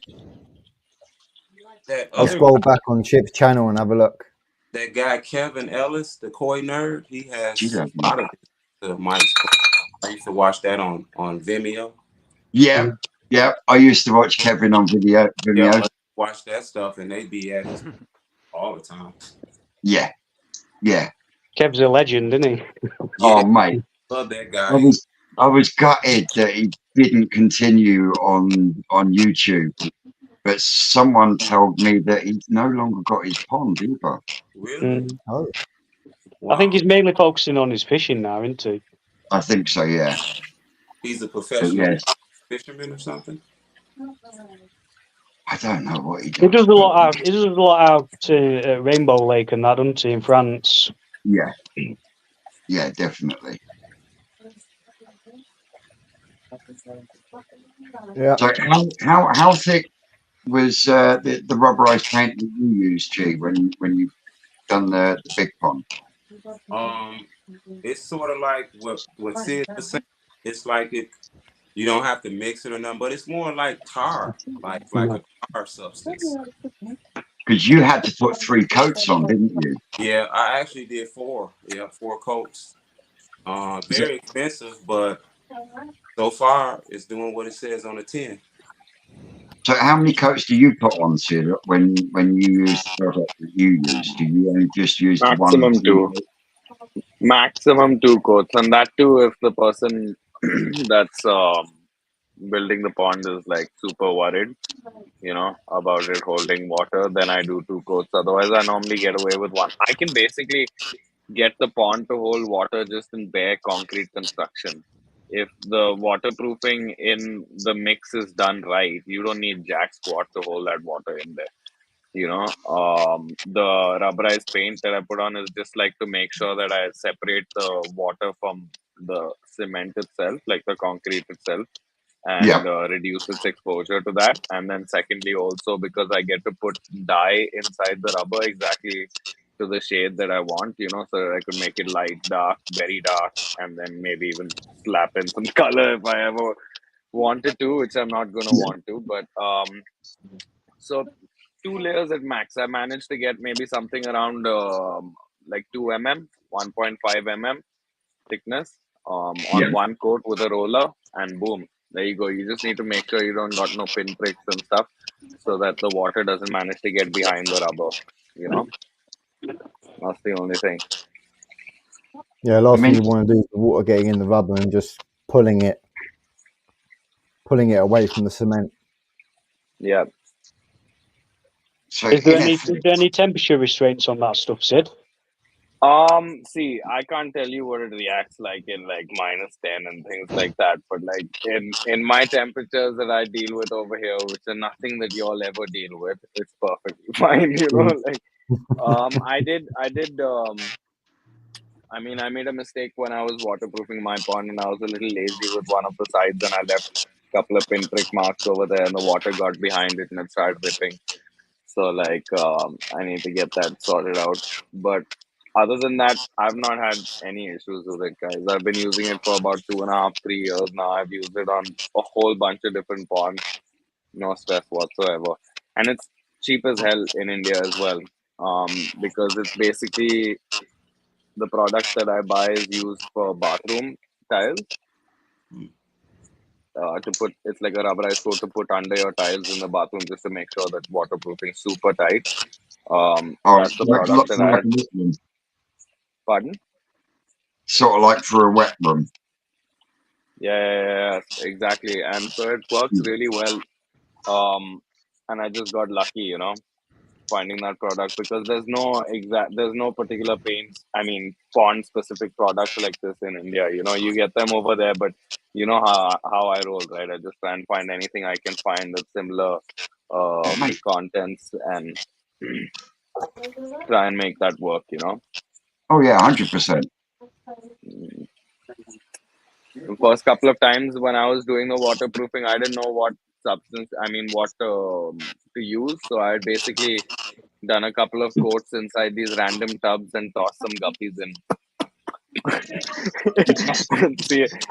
Let's just see which one works the best, And this one had worked pretty well. There was no issues there. Yeah, man, I use guppies as tester fish. What's the stress in that? Bro, you crack me up sometimes. What to say now? I'm a little raw. Rough around the edges. Yeah, there's nothing wrong with being a little rough around the edges. Mm-hmm. Nope. Yep. So Anywho. anyway, we've been rolling for about 2 hours and 20 minutes. So this is going to be our longest live yet. Yes, it Yeah. is our longest live. And I'm hungry as hell. Oh, I bet you are. I bet you are. Well, if there's no other questions, don't disappear straight away. Yeah. We'll get backstage. But I would just like to say, Joe for coming on, Simon for coming on, D-Love for joining us. Oh yeah, guys. Thank you so It's much. been an absolutely great show. Hope you guys out there have enjoyed it. Don't forget, go to each channel. I know Samuel hasn't been out to join us today because Smash the like button. Samuel's face is up like a balloon because he's got a raging tooth. So he's been in the comments, he's been listening to everyone. So if you go all 4 channels, guys, smash the like button forward. It's been a great show. As always, I've been Twisted Koi. I've He's been been Hearts Shane. Koi. See you later. And it's been Ochiba Koi India. Go on, Joe. Come on. The Koi Perspective, Joe.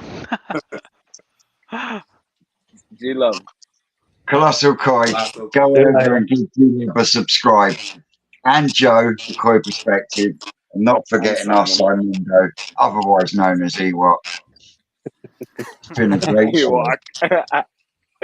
Don't forget, same place, same time, next week. Take care, Catch you later, everybody. guys. Bye bye.